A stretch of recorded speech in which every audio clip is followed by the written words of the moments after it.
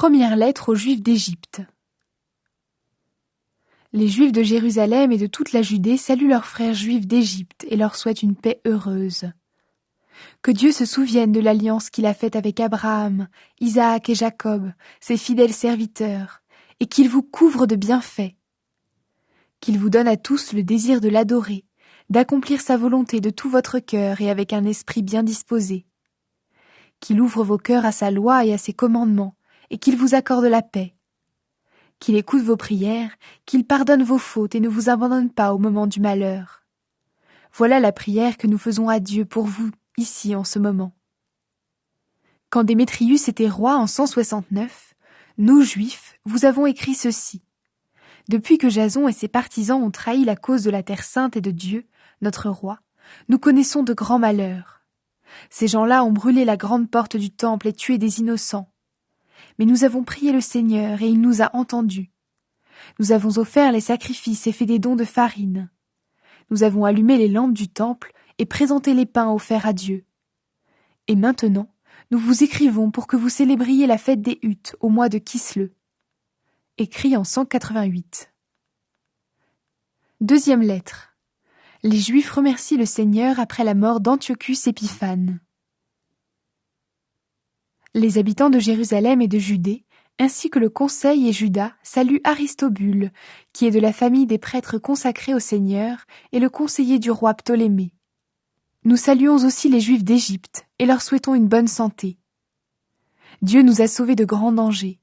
C'est pourquoi nous le remercions du fond du cœur de nous avoir aidés à combattre le roi.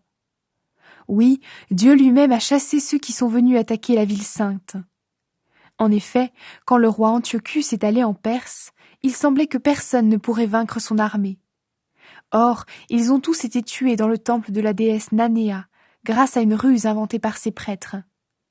Antiochus était allé dans le lieu saint avec ses amis pour célébrer son mariage avec la déesse.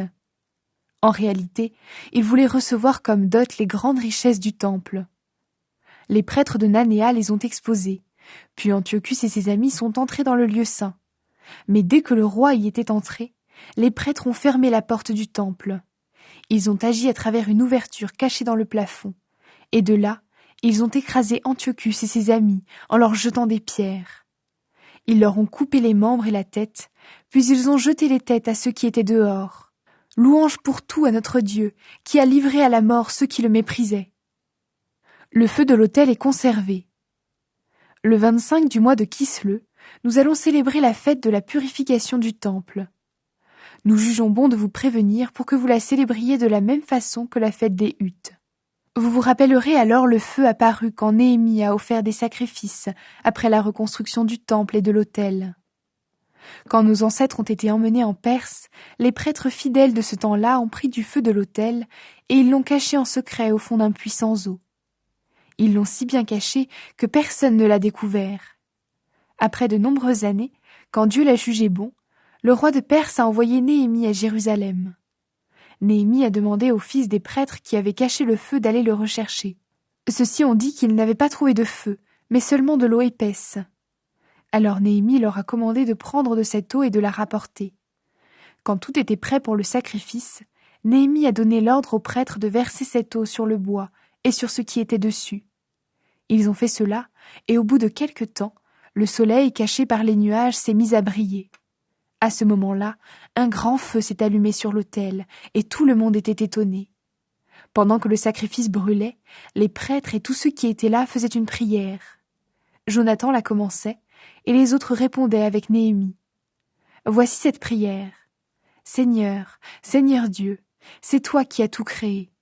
Tu es terrible, puissant, juste et plein d'amour. Toi seul es roi, toi seul es bon, généreux, juste et tout-puissant. Toi seul tu vis pour toujours. Tu as choisi nos ancêtres, tu les as mis à part pour te servir, et tu sauves Israël de tout mal. Accepte maintenant ce sacrifice pour tout ton peuple, Israël. Protège-le car il t'appartient, et rends-le digne de te servir. Libère ceux de notre peuple qui sont esclaves un peu partout parmi les autres peuples. Rassemble-les de tous les pays. Tourne ton regard vers ceux que les gens méprisent et détestent. Alors, les autres peuples reconnaîtront que tu es notre Dieu. Frappe ceux qui nous écrasent sous leur pouvoir et qui nous insultent avec orgueil. Installe de nouveau ton peuple dans le pays qui t'appartient, comme Moïse l'a annoncé. Ensuite, les prêtres ont commencé à chanter des chants de louanges. Quand le sacrifice a été brûlé, Néhémie a commandé de verser l'eau qui restait sur de grosses pierres. Après cela, une flamme s'est allumée, mais le feu qui brûlait sur l'autel était plus brillant, et elle s'est éteinte. La nouvelle de cet événement s'est répandue, et on a raconté ceci au roi de Perse. À l'endroit où les prêtres avaient caché le feu sacré avant d'être déportés, on a trouvé de l'eau. C'est avec cette eau que Néhémie et les gens qui l'entouraient ont brûlé les offrandes du sacrifice. Le roi a fait une enquête, puis il a fait mettre une clôture autour de cet endroit, et il l'a déclaré sacré. Cela lui a rapporté beaucoup d'argent, et il a fait beaucoup de dons à ses amis préférés. Néhémie et ceux qui étaient avec lui ont appelé cette eau Nephtar, ce qui veut dire purification, mais presque tout le monde l'appelle Napht.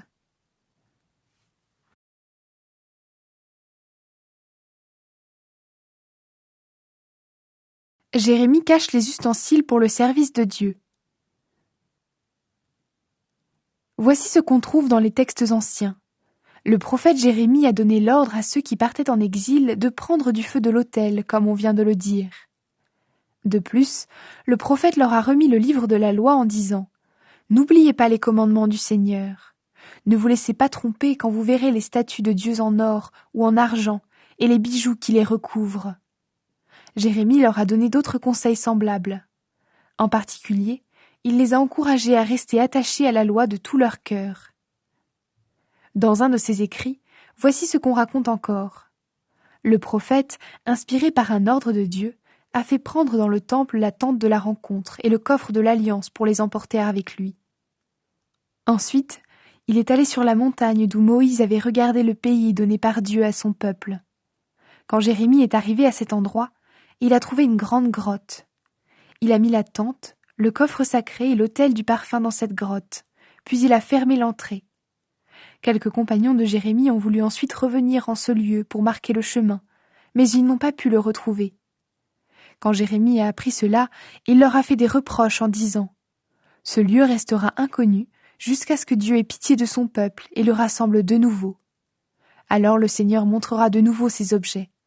Sa gloire apparaîtra avec le nuage, comme elle s'était déjà montrée à l'époque de Moïse, et plus tard, quand Salomon a prié pour que le temple soit consacré avec honneur. » On raconte aussi comment le roi Salomon, rempli de sagesse, a offert le sacrifice qui marquait la fin de la construction du temple et sa consécration. Moïse avait prié le Seigneur, et du feu était alors descendu du ciel pour brûler le sacrifice. De même, Salomon a prié, et le feu est venu d'en haut brûler entièrement les sacrifices. Moïse avait dit « L'animal offert pour le péché a été brûlé, parce que nous ne l'avons pas mangé. » Salomon a célébré les 8 jours de fête, comme on le fait à d'autres occasions. Judas Maccabée rassemble les anciens livres. Ces mêmes faits sont racontés dans ses écrits et dans les mémoires de Néhémie. Dans ces livres, on lit aussi comment Néhémie a créé une bibliothèque.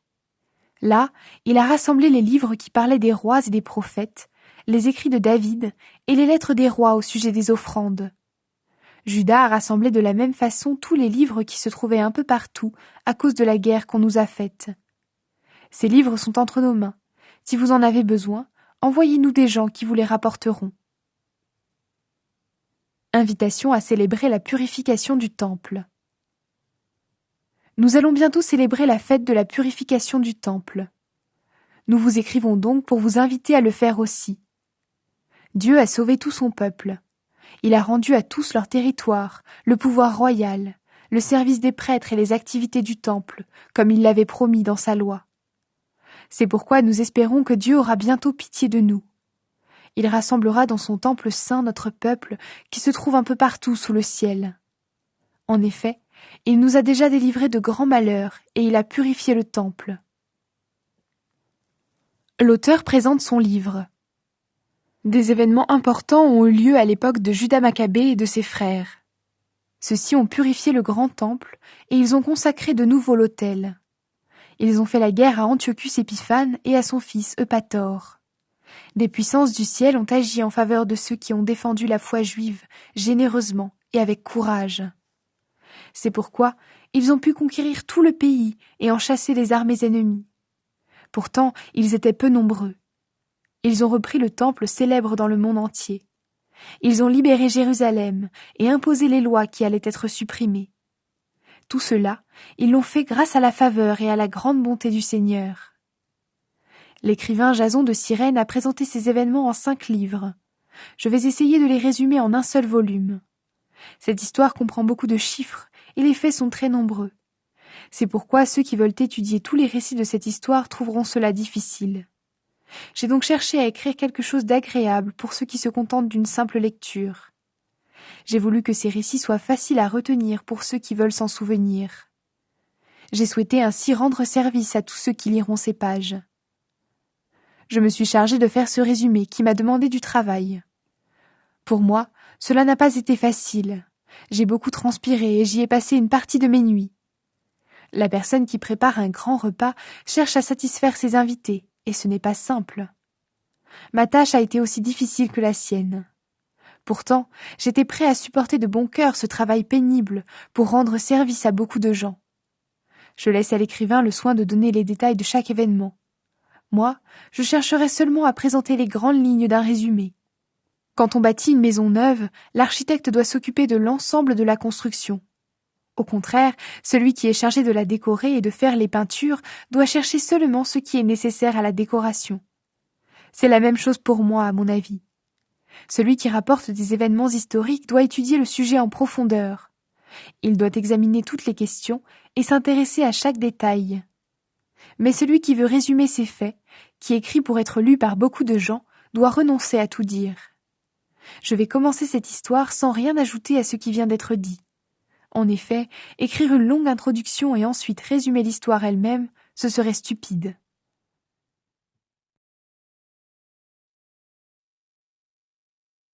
La trahison de Simon. À l'époque du grand prêtre Onias, les habitants de Jérusalem, la ville sainte, connaissent une paix totale. Ils obéissent parfaitement aux lois. En effet, Onias aime Dieu et déteste le mal. Les rois eux-mêmes respectent le temple et lui font des dons magnifiques. Ainsi, Séleucus, roi de l'Asie, paie avec ses biens personnels toutes les dépenses pour les sacrifices présentés. Un certain Simon, prêtre du groupe de Bilga, est alors chargé d'administrer le temple. Il n'est pas d'accord avec le grand prêtre Onias au sujet de la surveillance des marchés de la ville. Il n'arrive pas à avoir raison contre Onias. Alors il va trouver Apollonius, fils de Thraséas. À cette époque, celui-ci gouverne la Grande Syrie et la Phénicie. Voici ce qu'il lui raconte. Le trésor du temple de Jérusalem est rempli de richesses extraordinaires. On ne peut même pas compter la quantité d'argent qu'il contient. Elle dépasse de loin les sommes nécessaires pour les sacrifices. Il est possible de la prendre au profit du roi. Héliodore est envoyé à Jérusalem. Apollonius rencontre alors le roi. Il lui apprend l'existence des richesses que Simon lui a fait connaître. Alors le roi envoie son premier ministre, Héliodore, à Jérusalem. Il lui commande de prendre ces richesses-là. Héliodore part aussitôt. Il doit soi-disant inspecter les villes de la Grande Syrie et de la Phénicie. En fait, il va réaliser le projet du roi. Quand il arrive à Jérusalem, le grand prêtre et les habitants de la ville le reçoivent bien. Héliodore leur explique pourquoi il est là. Il leur raconte ce qui a été dit au sujet des richesses du temple et il leur demande « Est-ce que ces informations sont exactes ?» Le grand prêtre lui prouve que les paroles de Simon, cet homme très mauvais, sont des mensonges. Il y a bien de l'argent dans le trésor du temple, mais c'est en partie de l'argent réservé aux veuves et aux orphelins. Il y a également une somme appartenant à Hircan, fils de Tobie, un homme qui occupe une situation très importante. En tout, il y a 11 tonnes d'argent et 5 tonnes et demie d'or. De plus, il est tout à fait impossible de faire du tort à ceux qui ont fait confiance à ce lieu saint, à ce grand temple respecté dans le monde entier. On ne peut donc absolument pas y toucher. Les habitants de Jérusalem sont bouleversés. Mais le roi a donné des ordres à Héliodore. Alors celui-ci continue à dire que ces richesses doivent être prises au profit du trésor du roi. Il décide donc d'un jour et il va dans le temple pour faire la liste des biens qui s'y trouvent. Dans toute la ville, les gens sont très inquiets. Les prêtres portent leurs vêtements sacrés. Ils se mettent à genoux devant l'autel et ils prient. Ils demandent à Dieu qui a fait la loi sur les biens déposés au temple de conserver ces biens à ceux qui les ont déposés. Ceux qui voient le grand prêtre sont blessés jusqu'au fond de leur cœur. En effet, son visage est très pâle, et on peut voir qu'il est très inquiet. Il a très peur et tout son corps tremble. Ceux qui le regardent voient qu'il souffre beaucoup. Les gens sortent très vite de leur maison, par groupes, pour prier tous ensemble. Ils veulent empêcher que le temple soit traité avec mépris. Les femmes en grand nombre remplissent les rues. Elles portent des vêtements de deuil et ont les seins nus. Les jeunes filles qu'on retient à la maison courent à la porte ou sur les terrasses, d'autres se penchent aux fenêtres. Les mains levées vers le ciel, toutes supplient Dieu. Cela fait pitié de voir les gens par terre, tous mélangés pour prier, et le grand prêtre qui attend, extrêmement inquiet. Le Seigneur protège son temple. Les gens sont donc en train de demander au Seigneur Tout-Puissant de protéger les biens déposés au temple et de les conserver à ceux qui les ont apportés. Pendant ce temps, Héliodore fait ce qui a été décidé.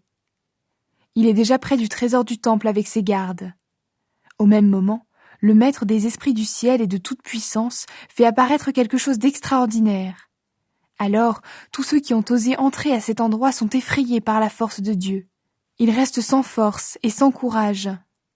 En effet, ils voient un cheval portant un équipement magnifique et monté par un cavalier à l'air terrible. Cet homme paraît porter un habit en or qui le protège. Le cheval bondit avec force et dresse contre Héliodore ses sabots de devant. 2 jeunes gens apparaissent en même temps. Ils sont extrêmement forts et très beaux, habillés de vêtements splendides. Ils se mettent l'un à droite et l'autre à gauche d'Héliodore, et ils le frappent sans arrêt. Les coups pleuvent. Héliodore tombe aussitôt par terre, plongé dans une nuit profonde. Des gens le prennent et le mettent sur un brancard. Cet homme venait d'entrer dans la salle du trésor avec beaucoup d'autres qui l'accompagnaient et tous ses gardes du corps. Il est maintenant incapable de s'aider lui-même. Ces gens l'emportent et ils reconnaissent clairement l'autorité de Dieu. Héliodore, frappé par la puissance de Dieu, est donc couché, sans voix, sans aucun espoir de guérir. Pendant ce temps, les habitants de la ville remercient le Seigneur qui a protégé de façon extraordinaire son lieu saint. Peu de temps avant, le temple était plein de gens effrayés et bouleversés. Maintenant, il est rempli de gens débordant de joie et de bonheur, parce que le Seigneur a montré sa grande puissance. Onias prie le Seigneur pour Héliodore. Aussitôt, des compagnons d'Héliodore demandent à Onias de prier le Dieu Très-Haut de rendre la vie à cet homme qui est étendu là, proche de la mort. Le grand prêtre a peur d'une chose. Le roi peut imaginer que les Juifs ont voulu tuer son envoyé. C'est pourquoi il offre un sacrifice au Seigneur pour qu'Héliodore guérisse. Le grand prêtre offre donc le sacrifice pour obtenir le pardon du Seigneur. À ce moment-là, les mêmes jeunes gens se montrent à Héliodore. Ils sont debout, portant les mêmes vêtements. Ils lui disent « Remercie beaucoup le grand prêtre Onias. C'est grâce à lui que le Seigneur te rend la vie. Le ciel t'a frappé. Maintenant, annonce à tous la grande puissance de Dieu. » Après ces paroles, ils disparaissent. Héliodore annonce la puissance de Dieu. Héliodore offre alors un sacrifice au Seigneur. Il adresse de longues prières à celui qui l'a gardé en vie. Puis il dit au revoir à Onias et retourne avec ses soldats auprès du roi. Devant tous, il annonce ce que le Dieu très grand a fait et ce qu'il a vu de ses yeux. Le roi lui demande « Quel homme faut-il envoyer à Jérusalem une autre fois ?» Héliodore lui répond « Si tu as un ennemi ou quelqu'un qui est opposé à ton gouvernement, envoie-le là-bas. S'il reste en vie, tu le verras revenir après avoir été durement frappé. En effet, Dieu montre vraiment sa puissance dans ce lieu, c'est clair. Celui qui habite au ciel veille sur ce temple et le protège. Il frappe et fait mourir ceux qui veulent y entrer avec de mauvaises intentions. Voilà ce qui est arrivé à Héliodore et comment le trésor du temple a été conservé.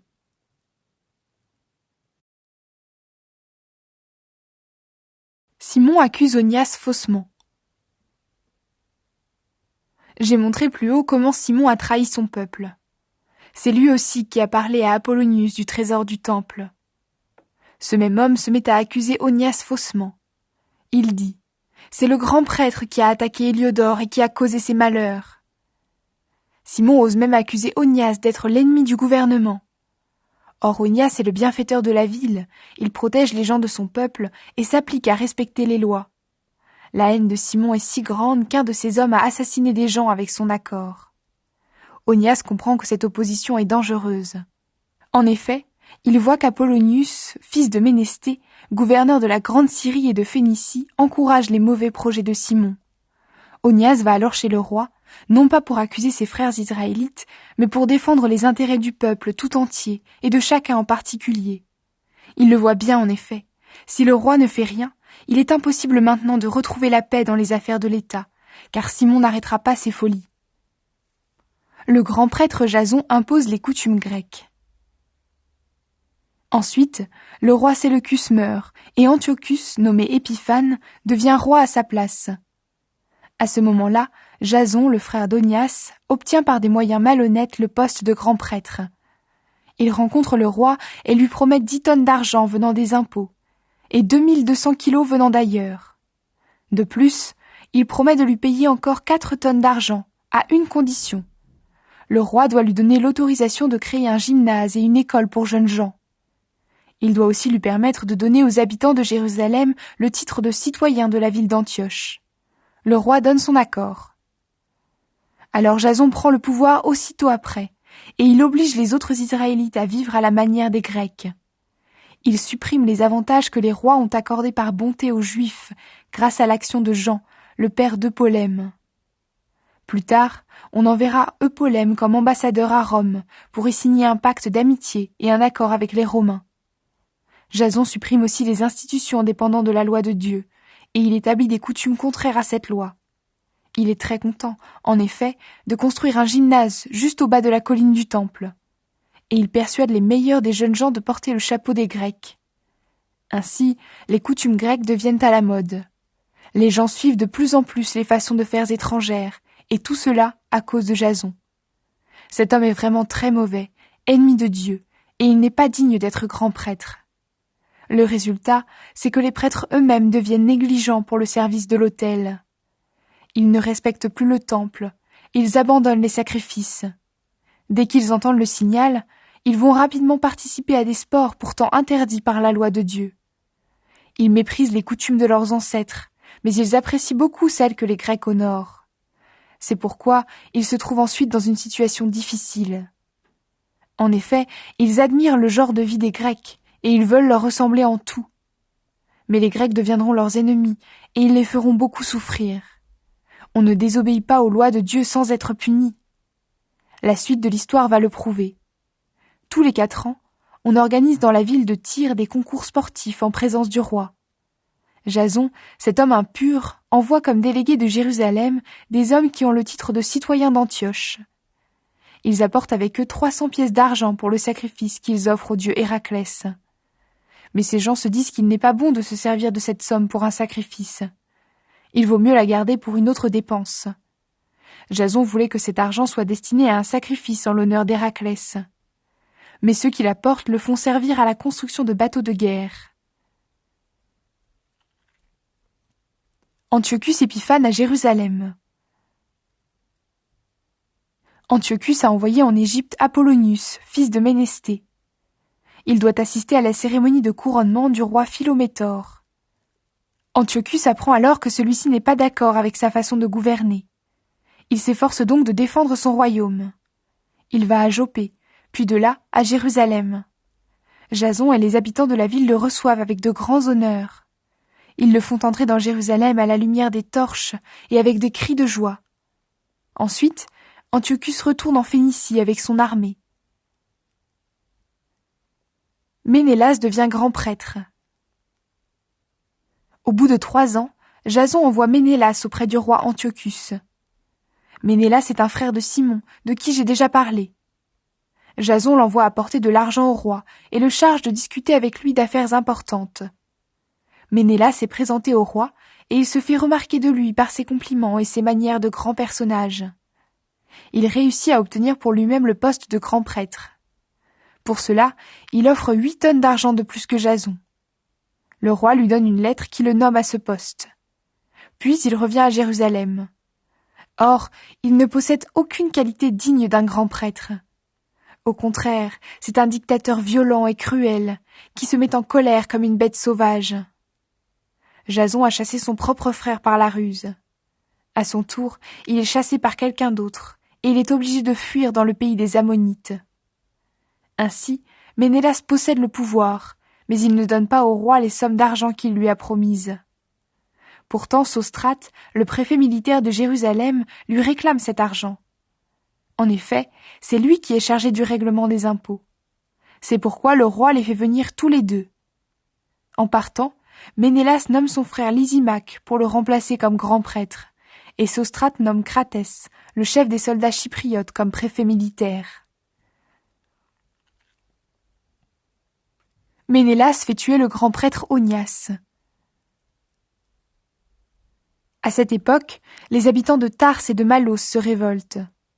En effet, le roi a donné leur ville comme cadeau à Antiochis, sa femme de 2e rang. Le roi part donc très vite pour rétablir la situation, et il laisse Andronicus, un fonctionnaire important, pour le remplacer à Antioche.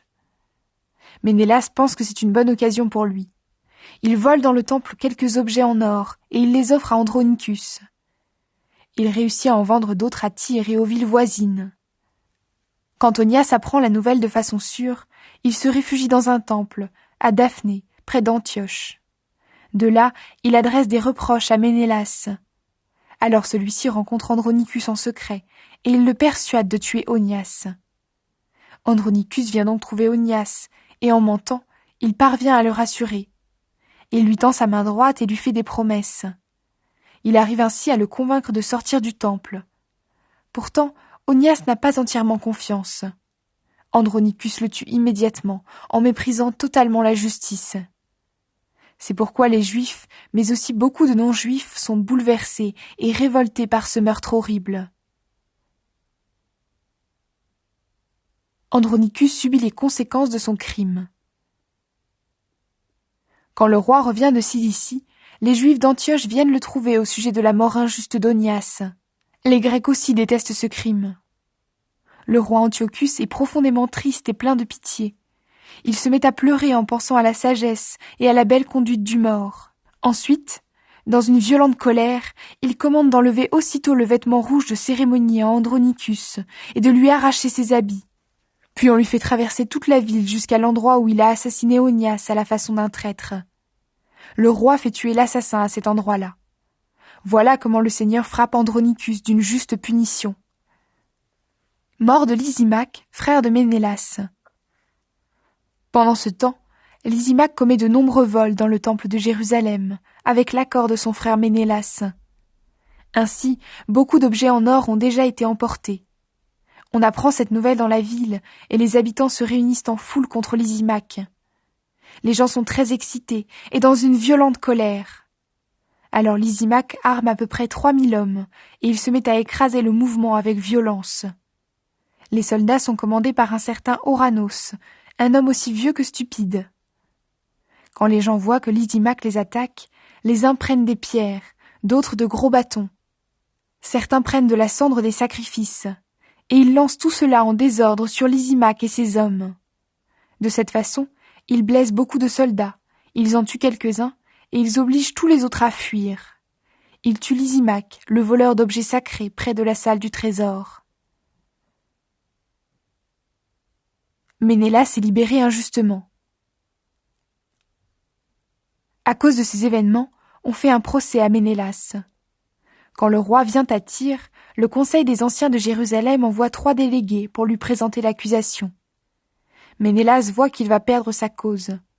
Alors il promet beaucoup d'argent à Ptolémée, fils de Dorimène, pour qu'il persuade le roi de juger en sa faveur. Comme pour prendre l'air, Ptolémée entraîne le roi à l'écart, dans un endroit où il y a des colonnes, et il le fait changer d'avis.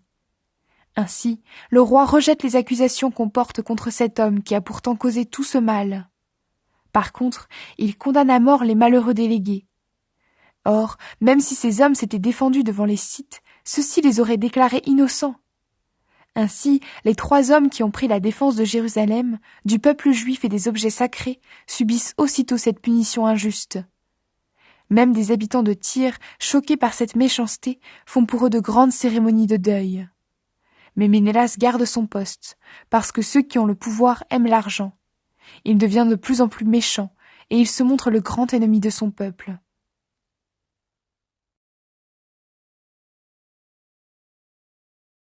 Seconde attaque contre l'Égypte.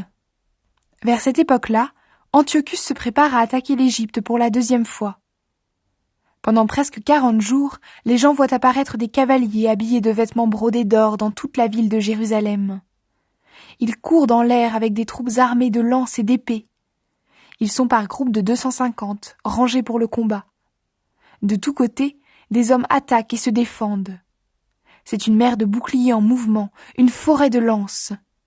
Les flèches volent de tous côtés, les vêtements d'or brillent sur toutes sortes de cuirasses. Tous les habitants de Jérusalem prient pour que ces apparitions annoncent un événement heureux. Jason attaque Jérusalem. Certaines personnes font croire qu'Antiochus est mort. Alors Jason rassemble au moins 1000 hommes et lance tout à coup une attaque contre Jérusalem. Ceux qui défendent les murs sont repoussés et finalement la ville est prise.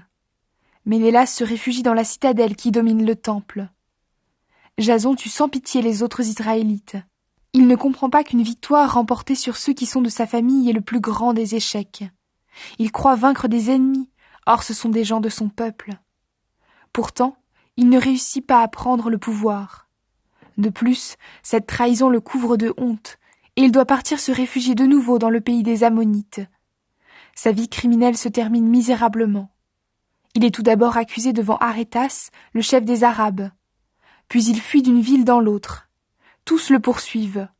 Les gens le détestent et le méprisent. En effet, il a trahi les lois de son peuple, et dans son pays, il a fait cruellement souffrir son propre peuple. Finalement, il est repoussé jusqu'en Égypte. De là, il part en Grèce, car il espère trouver refuge auprès des Spartiates, qui étaient parents des Juifs. Et cet homme, qui a obligé beaucoup de gens à fuir leur pays, meurt lui-même à l'étranger. Jason a laissé de nombreux morts sur le sol sans les enterrer. De la même façon, personne ne pleure sur lui. Personne ne fait pour lui les cérémonies de deuil, et il n'a aucune place dans la tombe de ses ancêtres. Antiochus Épiphane pille le temple de Jérusalem. Quand le roi Antiochus apprend ce qui s'est passé à Jérusalem, il croit que toute la Judée s'est révoltée. Alors il quitte l'Égypte, rempli de colère comme une bête sauvage, et avec son armée, il prend la ville. Il commande à ses soldats de tuer sans pitié tous ceux qu'ils rencontrent et d'égorger ceux qui se réfugient dans leurs maisons. Il tue alors jeunes et vieux, il supprime femmes et enfants, ils égorgent jeunes filles et bébés. En 3 jours, Jérusalem perd 80 000 habitants. 40 000 tombent sous les coups et 40 000 sont vendus comme esclaves. Antiochus ne se contente pas de cela. Il ose entrer dans le temple le plus sacré de toute la terre. Il est conduit par Ménélas, qui a trahi les lois et son pays. Avec ses mains impures, le roi saisit les objets sacrés. Il vole les offrandes que d'autres rois ont placées dans ce lieu pour l'honorer et pour le rendre encore plus beau. Dans son orgueil, Antiochus ne comprend pas une chose. C'est à cause des péchés des habitants de Jérusalem que le maître de tout est en colère, pour peu de temps seulement. Et c'est pourquoi il a détourné son regard du temple. Si les habitants de la ville n'avaient pas commis tant de fautes, ce roi aurait été frappé dès son arrivée. Il aurait été détourné de son projet fou comme Héliodore, qui avait été envoyé par le roi Séleucus pour inspecter le trésor du temple. Mais le Seigneur n'a pas choisi son peuple à cause du temple. Il a plutôt voulu le temple à cause de son peuple. C'est pourquoi le temple lui-même a d'abord subi les malheurs du peuple. Plus tard, au contraire, il a profité des bienfaits accordés au peuple. Dans sa colère, le Tout-Puissant a abandonné le temple. Mais quand le Maître de tout s'est réconcilié avec son peuple, le temple a retrouvé toute sa beauté. Antiochus Épiphane fait de nouveau tuer des Juifs à Jérusalem. Donc, Antiochus emporte du temple 48 tonnes d'argent, puis il rentre très vite à Antioche. Plein d'orgueil et sûr de lui, il croit que tout lui est possible, même de faire avancer les bateaux sur la terre ou de faire marcher des soldats sur la mer. Il laisse derrière lui des préfets pour faire du mal au peuple juif. À Jérusalem, c'est Philippe, de race phrygienne et de caractère encore plus cruel qu'Antiochus lui-même. Au mont Garizim, c'est Andronicus. En plus de ces deux hommes, il y a Ménélas.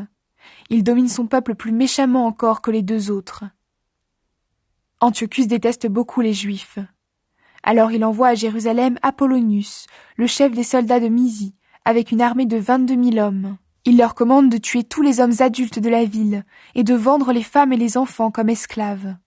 Quand Apollonius arrive à Jérusalem, il fait semblant d'être un homme de paix. Il attend jusqu'au sabbat, jour sacré pour les Juifs. Il profite du repos des Juifs pour organiser un défilé militaire. Il donne l'ordre de tuer tous ceux qui sont venus voir ce spectacle. Puis il court dans la ville avec ses soldats pour tuer un grand nombre de gens. Or Judas, appelé aussi Maccabée, se retire avec 9 autres hommes, dans une région montagneuse. Lui et ses compagnons vivent là comme des bêtes sauvages. Pour ne pas devenir impurs, ils se nourrissent seulement de plantes.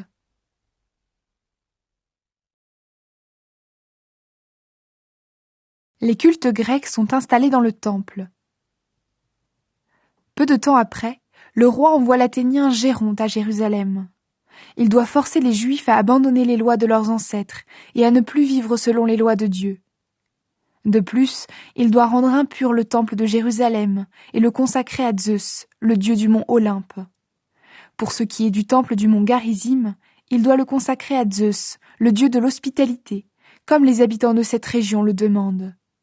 Ces malheurs, qui deviennent plus graves, sont pénibles pour tous et très difficiles à supporter. En effet, les non-juifs se conduisent n'importe comment dans le temple et le remplissent de leur désordre. Ils s'amusent avec des prostituées et couchent avec elles dans les cours sacrées. De plus, ils apportent à cet endroit des choses interdites. Ainsi, l'autel est couvert d'animaux impurs, interdits par la loi de Dieu. Les Juifs n'ont pas le droit de célébrer le sabbat, ni les fêtes de leurs ancêtres, ni même simplement de dire qu'ils sont juifs. Chaque mois, le jour de la naissance du roi, ils sont obligés de participer à un repas sacré, et cela leur est très pénible. Quand c'est la fête de Dionysos, ils sont forcés de porter des couronnes faites de lianes couvertes de feuilles, et de suivre le cortège en l'honneur de ce dieu. Les habitants de la ville de Ptolémaïs demandent qu'on prenne une décision écrite. Dans les villes grecques des régions proches de la Judée, il faut exiger les mêmes choses des Juifs qui s'y trouvent, et ils doivent participer au repas sacré.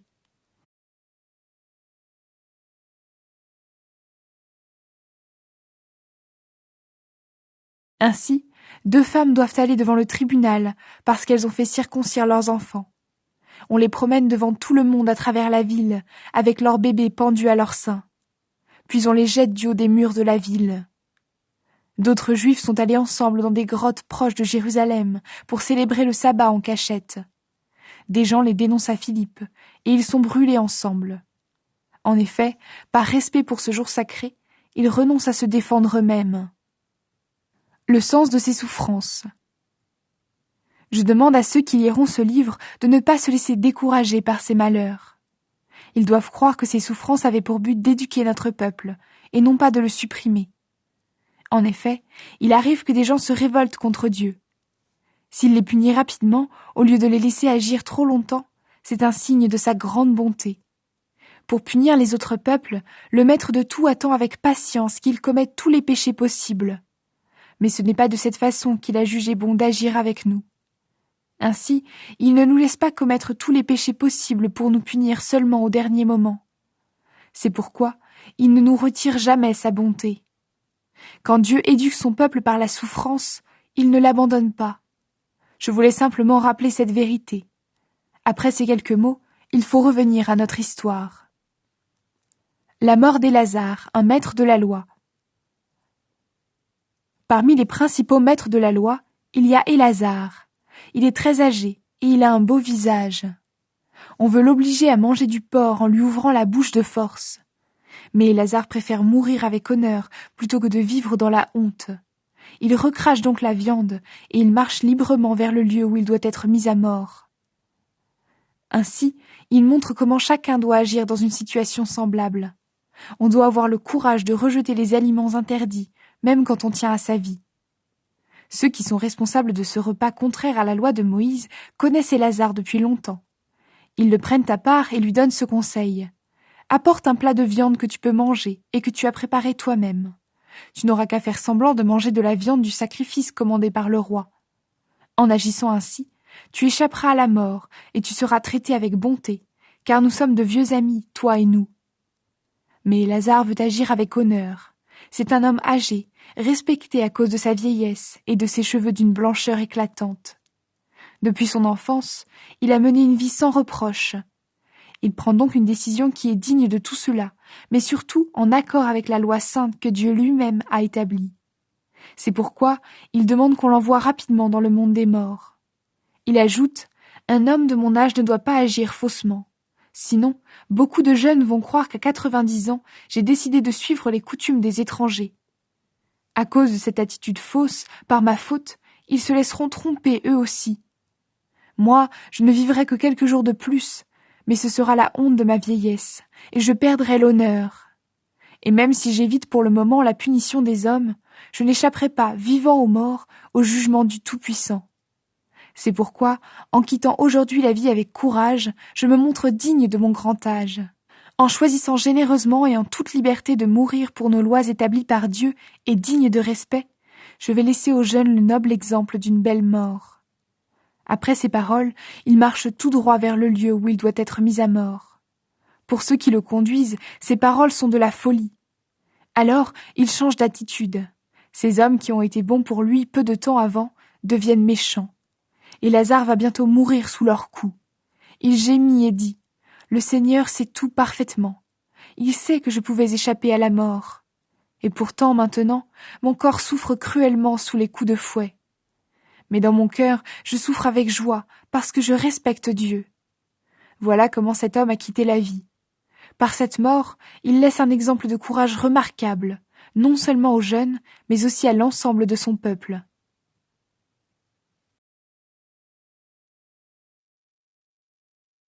La mort de 7 frères et de leur mère. On arrête 7 frères. À coups de fouet et de nerfs de bœuf, le roi Antiochus veut les obliger à manger du porc, viande interdite par la loi de Moïse. Un des fils parle au nom des autres. Il dit « Qu'est-ce que tu veux nous demander et savoir de nous ? Nous sommes prêts à mourir plutôt que de désobéir aux lois de nos ancêtres. » Le roi est très en colère. Il fait mettre sur le feu des grilles et des bassines. Dès qu'ils sont brûlants, il commande de couper la langue à celui qui a parlé au nom des autres. Il donne l'ordre également de lui arracher la peau de la tête et de lui couper les pieds et les mains, sous les yeux de ses frères et de sa mère. Quand il ne peut plus bouger, le roi commande de l'approcher du feu et de le jeter encore vivant sur un gril. L'odeur de la chair brûlée se répand autour du gril. Pendant ce temps, les autres frères et leur mère se donnent de la force pour mourir avec courage. Ils disent « Le Seigneur notre Dieu nous voit, et il a sûrement pitié de nous. » C'est comme Moïse l'a annoncé dans le chant où il accuse son peuple. Le Seigneur aura pitié de ses serviteurs. Après que le premier des frères est mort de cette façon, on amène le deuxième pour le torturer. On lui arrache la peau de la tête avec les cheveux. Ensuite on lui demande « Est-ce que tu vas manger cette viande de porc plutôt que de subir la torture dans tous les membres de ton corps ?» Dans sa langue maternelle, il répond « Non. » C'est pourquoi on le torture lui aussi, comme le premier. Au moment de mourir, le deuxième frère dit au roi « Tu es un criminel, tu nous enlèves la vie aujourd'hui. Mais le roi du monde nous relèvera de la mort, nous qui mourrons pour obéir à ses lois. Il nous fera vivre avec lui pour toujours. » Après celui-là, on torture le troisième. On lui commande de présenter sa langue. Il le fait tout de suite, et il tend les mains sans avoir peur. Il dit avec courage « Le Dieu qui est au ciel m'a donné ses membres. Mais à cause de ses lois, je les méprise, et j'ai l'espoir qu'il me les rendra. » Le roi lui-même et ceux qui l'entourent sont frappés par le courage de ce jeune homme qui compte les souffrances pour rien. Après sa mort, on torture le quatrième aussi cruellement. Au moment de mourir, il dit au roi « Quand on meurt par la main des hommes, il est bon d'espérer que Dieu nous relèvera de la mort. Mais toi, tu ne te relèveras pas pour vivre. » Tout de suite après, on amène le cinquième et on le torture. Mais il regarde le roi en disant « Tu peux faire ce que tu veux parmi les humains, même si tu n'es qu'un homme comme eux. Pourtant, ne pense pas que Dieu a abandonné son peuple. Attends un peu. Tu verras sa grande puissance, comment il vous fera souffrir, toi, tes enfants, et les enfants de leurs enfants. Après celui-ci, ils amènent le 6e. Avant de mourir, il dit au roi, « Ne te trompe pas. C'est par notre faute que nous souffrons tout cela, car nous avons péché contre notre Dieu. C'est pourquoi ces malheurs terribles nous arrivent. Mais toi, qui oses lutter contre Dieu, ne t'imagine pas que tu resteras sans punition. » Leur mère est particulièrement digne d'admiration, et elle mérite qu'on se souvienne d'elle. Elle voit mourir ses 7 fils en une journée. Pourtant, elle supporte cela avec courage, car elle met sa confiance dans le Seigneur. Elle encourage chacun d'eux dans leur langue maternelle. Remplie de nobles sentiments, son cœur de femme leur parle avec le courage d'un homme. Elle leur dit « Je ne sais pas comment vous avez été formés dans mon ventre. Ce n'est pas moi qui vous ai donné le souffle de la vie. Ce n'est pas moi qui ai mis en place toutes les parties de votre corps. C'est le Créateur du monde qui est au commencement de tout. C'est lui qui forme l'enfant dès le début. Et c'est lui qui, dans sa tendresse, vous rendra le souffle de la vie, parce que vous vous sacrifiez maintenant par amour pour ses lois. » Le roi Antiochus croit qu'elle se moque de lui. Il pense que ses paroles sont des insultes. Alors il cherche à convaincre le plus jeune fils qui vit encore. De plus, il lui fait des promesses. Il jure de le rendre riche et très heureux s'il abandonne les coutumes de ses ancêtres. Il jure de faire de lui un ami du roi et de lui donner un poste important. Mais le jeune homme ne fait pas du tout attention à ses paroles. Alors le roi appelle sa mère. Il veut la persuader de donner des conseils à son fils pour lui sauver la vie. Cela dure longtemps. La mère finit par accepter d'essayer de persuader son fils. Elle se penche vers lui, et elle trompe le dictateur cruel en parlant à son fils dans leur langue maternelle. Elle lui dit « Mon fils, aie pitié de moi. Je t'ai porté 9 mois dans mon ventre. Je t'ai donné mon lait pendant 3 ans. Je t'ai nourri et élevé jusqu'à aujourd'hui. S'il te plaît, mon enfant, regarde le ciel et la terre. Vois tout ce qui est en eux. Reconnais-le. Dieu les a créés à partir de rien, et il a créé les êtres humains de la même façon. N'aie pas peur de cet homme cruel, mais montre-toi digne de tes frères et accepte la mort. Alors, je pourrai te retrouver avec tes frères quand Dieu nous montrera sa tendresse. » Elle parle encore quand le jeune homme dit « Qu'est-ce que vous attendez ? Je n'obéis pas aux ordres du roi, mais j'obéis aux ordres de la loi que Moïse a donnée à nos ancêtres. Et toi, roi Antiochus, c'est toi qui as inventé tous les malheurs qui tombent sur le peuple juif.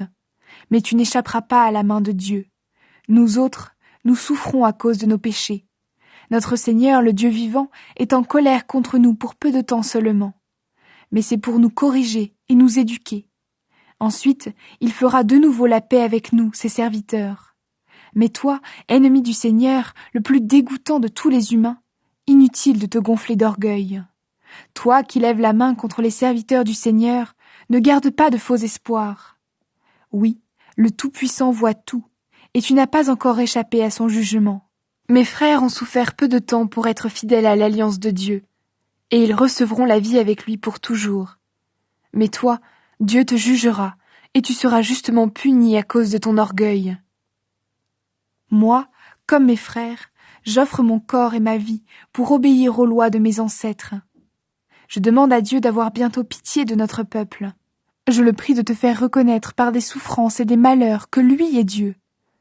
C'est avec justice que le Tout-Puissant a répandu sa colère sur tout notre peuple. Mais je souhaite qu'à cause de mes frères et moi, sa colère se calme. Le roi voit que le dernier frère le méprise. Dans une violente colère, il le fait souffrir encore plus cruellement que les autres. Pourtant, celui-ci reste fidèle jusqu'à la mort, en mettant toute sa confiance dans le Seigneur. Enfin, la mère meurt la dernière, après tous ses fils. Mais j'ai assez parlé des repas sacrés et de ces tortures terribles.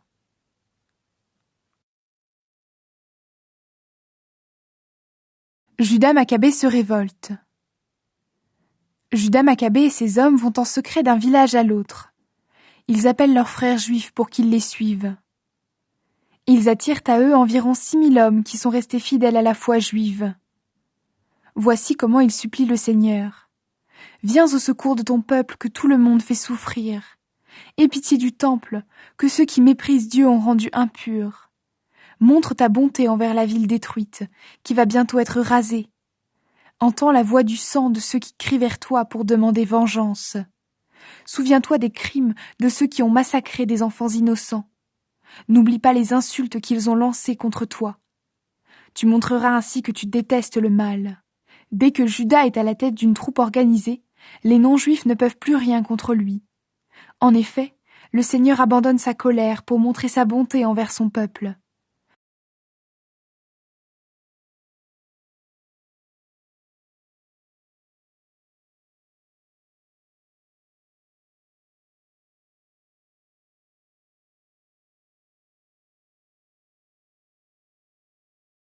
Judas remporte la victoire sur Nicanor.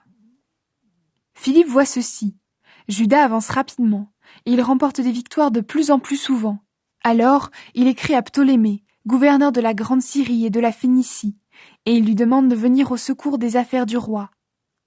Ptolémée choisit donc aussitôt Nicanor, fils de Patrocle, l'un des amis du roi les plus importants. Il l'envoie à la tête d'une armée d'au moins 20 000 soldats de tous les pays, pour détruire tout le peuple juif. Il commande au général Gorgias d'aller avec lui. Celui-ci possède une grande expérience de la guerre. Le roi Antiochus doit aux Romains une somme équivalente à 54 tonnes d'argent.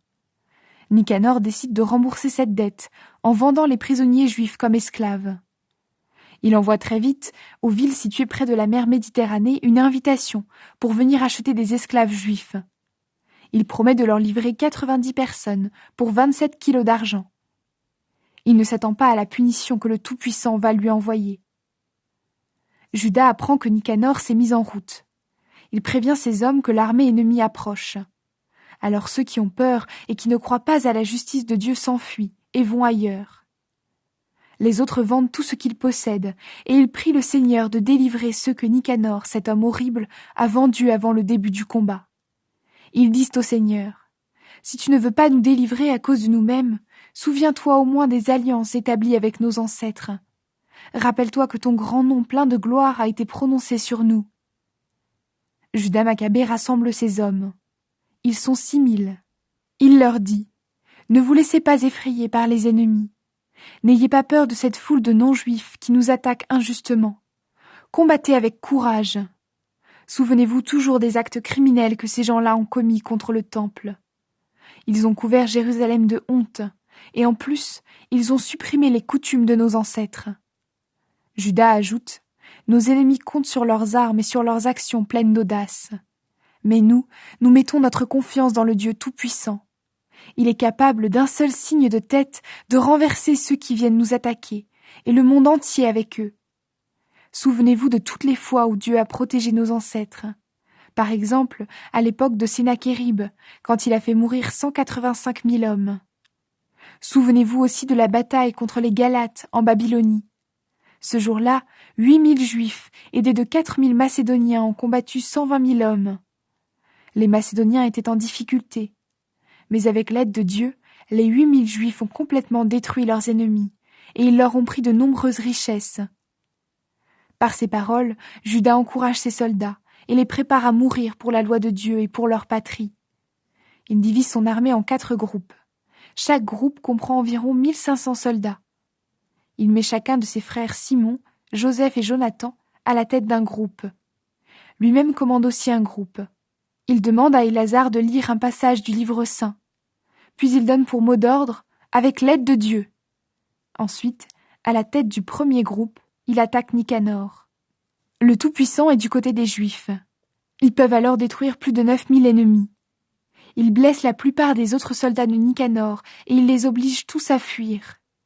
Ils prennent l'argent de ceux qui sont venus les acheter comme esclaves. Ils poursuivent assez longtemps ceux qui fuient. Mais ensuite, comme il est tard, ils reviennent sur leurs pas. En effet, c'est la veille du sabbat, et ils ne continuent donc pas la poursuite. Ils ramassent les armes des ennemis et prennent leurs biens. Ensuite, ils célèbrent le sabbat. Ils chantent la louange du Seigneur et le remercient par de nombreuses prières. Oui, ce jour-là, il les a sauvés. Il a recommencé à leur montrer sa bonté. Après le sabbat, il distribue une part des richesses de guerre à ceux qui ont été maltraités, aux veuves et aux orphelins. Puis il partage ce qui reste entre eux et leurs enfants. Quand ils ont fini, ils organisent une prière commune. Ils demandent au Seigneur très bon de faire la paix pour toujours avec ses serviteurs. Juda remporte la victoire sur Timothée. Ensuite, Juda et ses hommes combattent les troupes de Timothée et de Bakidès. Ils tuent alors plus de 20 000 soldats ennemis et prennent de très hautes forteresses. Ils divisent les nombreuses richesses de guerre en 2 parts égales, l'une pour eux-mêmes, l'autre pour ceux qui ont été maltraités, les orphelins et les veuves, sans oublier les vieillards. Ils rassemblent avec soin les armes des ennemis et les placent dans des endroits qui conviennent. Puis ils apportent le reste des richesses de guerre à Jérusalem. Ils tuent le commandant des troupes alliées à Timothée, un homme très mauvais qui a fait beaucoup de mal aux Juifs. Pendant les fêtes de la victoire qu'ils célèbrent à Jérusalem, ils brûlent ceux qui ont mis le feu aux portes du temple. Ils brûlent aussi Calistène, qui s'était réfugié dans une petite maison. Il reçoit de cette façon la juste punition de ses actions contre Dieu. Nicanor s'enfuit à Antioche. Nicanor a fait venir 1000 commerçants pour acheter les Juifs. Mais cet homme profondément criminel est abaissé avec l'aide du Seigneur par ce qu'il juge digne de mépris.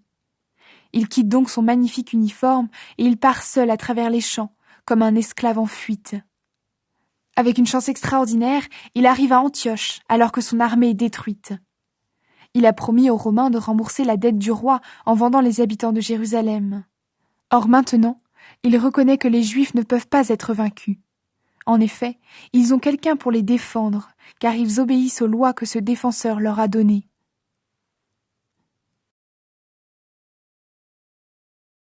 Antiochus Épiphane tombe malade. Vers cette époque, le roi Antiochus rentre de Perse de façon peu glorieuse. En effet, il est entré dans la ville de Persépolis. Il a essayé de piller le temple et de soumettre la ville. Mais le peuple s'est révolté et a pris les armes. Alors les habitants ont obligé Antiochus à fuir, et celui-ci est obligé de revenir couvert de honte. Au moment où il arrive près d'Ecbatane, il apprend ce qui est arrivé à Nicanor et aux soldats de Timothée. Il se met alors dans une violente colère. Il décide de faire payer aux Juifs le mal que les Perses lui ont fait en l'obligeant à fuir. C'est pourquoi il commande au conducteur de son char d'avancer sans s'arrêter jusqu'à la fin du voyage. Dans son orgueil, il dit « Quand j'arriverai à Jérusalem, je ferai de cette ville le cimetière des Juifs. » Mais il ne sait pas que Dieu est sur le point de le juger. Au moment même où il finit sa phrase, le Seigneur qui voit tout, le Dieu d'Israël, le frappe d'une maladie invisible qui ne peut pas guérir. Le roi a de violents maux de ventre qui lui torturent sans cesse les intestins. Il mérite bien ses souffrances, car il a souvent torturé les intestins des autres par des gestes cruels inconnus jusqu'ici. Pourtant, cela ne diminue en rien son orgueil. Toujours sûr de lui, rempli de colère contre les Juifs, il commande d'aller plus vite. Mais tout à coup, il tombe du char qui roule très rapidement. Sa chute est si violente qu'il se casse tous les membres. Quelques minutes avant, très sûr de lui, il se prenait pour un être supérieur. Il se croyait capable de commander aux vagues de la mer et de peser les hautes montagnes sur une balance. Et maintenant, il est couché par terre, et on doit le transporter sur un brancard. Cela montre aux yeux de tous la puissance de Dieu. Cet homme mauvais est encore vivant, mais il souffre beaucoup. Des morceaux de chair se détachent de son corps qui est plein de vers. Une odeur de pourriture se dégage de lui, et elle soulève le cœur de tous les soldats. Peu de temps avant, le roi pensait qu'il pouvait atteindre les étoiles du ciel. Maintenant, personne ne peut le transporter, parce que les gens n'arrivent pas à supporter cette odeur horrible. Antiochus est complètement abattu. Dieu l'a frappé, il souffre beaucoup et à tout moment. Alors, il commence à perdre son orgueil immense et à prendre conscience de sa situation. Lui-même ne peut plus supporter son odeur. Il dit alors « Il est juste d'obéir à Dieu. Quand on est un être humain, il ne faut pas penser qu'on est égal à lui. » Cet homme criminel fait une promesse au Seigneur, mais celui-ci ne peut plus avoir pitié de lui. Voici les promesses qu'Antiochus lui fait. Je me dépêchais d'aller à Jérusalem pour détruire complètement cette ville sainte et en faire un cimetière. Maintenant, je la déclare libre. J'avais décidé de jeter les corps des Juifs et de leurs enfants aux bêtes sauvages et aux charognards. En effet, je ne les jugeais pas dignes d'être mis dans une tombe. Maintenant, je veux que tous les Juifs aient les mêmes droits que les Athéniens. Autrefois, j'ai pillé le temple de Dieu. Maintenant, je vais le décorer des plus belles offrandes. Tous les ustensiles sacrés qui ont été emportés, je vais en donner beaucoup plus pour les remplacer. Je paierai avec mes propres biens les frais des sacrifices. De plus, je vais devenir juif et aller dans toutes les régions habitées pour annoncer la puissance de Dieu. » Antiochus Épiphane écrit une lettre aux Juifs. Les souffrances d'Antiochus ne se calment pas, car Dieu fait peser sur lui son jugement comme il le mérite. Le roi voit que son état est sans espoir. Alors il écrit aux Juifs une lettre qui ressemble à une supplication. Voici le texte. Antiochus, roi et commandant en chef de l'armée, salue ses nobles sujets juifs. Il leur souhaite santé et bonheur en tout. Si vous vous portez bien, vous et vos enfants, si vos affaires vont comme vous le souhaitez, j'en remercie vivement Dieu. En lui, je mets mon espoir. Moi, je suis couché et sans force. Mais je me souviens de vous avec affection, en pensant au respect et à la bonté que vous m'avez montrés. En revenant de Perse, je suis tombé gravement malade. Aussi je pense que je dois m'occuper de la sécurité de tous mes sujets. Je ne suis pas découragé. Au contraire, j'espère bien guérir de cette maladie. Pourtant, je me souviens que mon père a désigné son successeur quand il est parti en guerre contre le haut pays. Il voulait ainsi que ses sujets ne soient pas inquiets si un événement soudain ou une mauvaise nouvelle arrivait. En effet, chacun savait à qui le roi avait laissé la responsabilité des affaires. De plus, je me rends compte de ceci. Les rois des pays voisins de mon royaume guettent le bon moment pour agir et attendent de voir ce qui va m'arriver. C'est pourquoi je désigne comme roi mon fils Antiochus. Je l'ai souvent confié et recommandé à beaucoup d'entre vous quand je partais pour les provinces du haut pays. Je lui ai écrit la lettre que je vous joins. Voici ce que je vous demande avec force. Souvenez-vous des bienfaits que j'ai accordés à votre peuple et à chacun de vous en particulier. Continuez tous à nous montrer de la sympathie, à moi et à mon fils. D'ailleurs, il restera fidèle à mes projets, j'en suis sûre. Il vous traitera avec douceur et bonté, et s'entendra bien avec vous. Donc, cet assassin qui a insulté Dieu finit sa vie dans des souffrances aussi terribles que celles qu'il a fait supporter aux autres. Il meurt d'une façon vraiment misérable, loin de son pays, en pleine montagne. Philippe, son ami d'enfance, ramène son corps à Antioche. Mais il n'a pas confiance dans le fils d'Antiochus. Il part donc en Égypte, auprès du roi Ptolémée Philométor.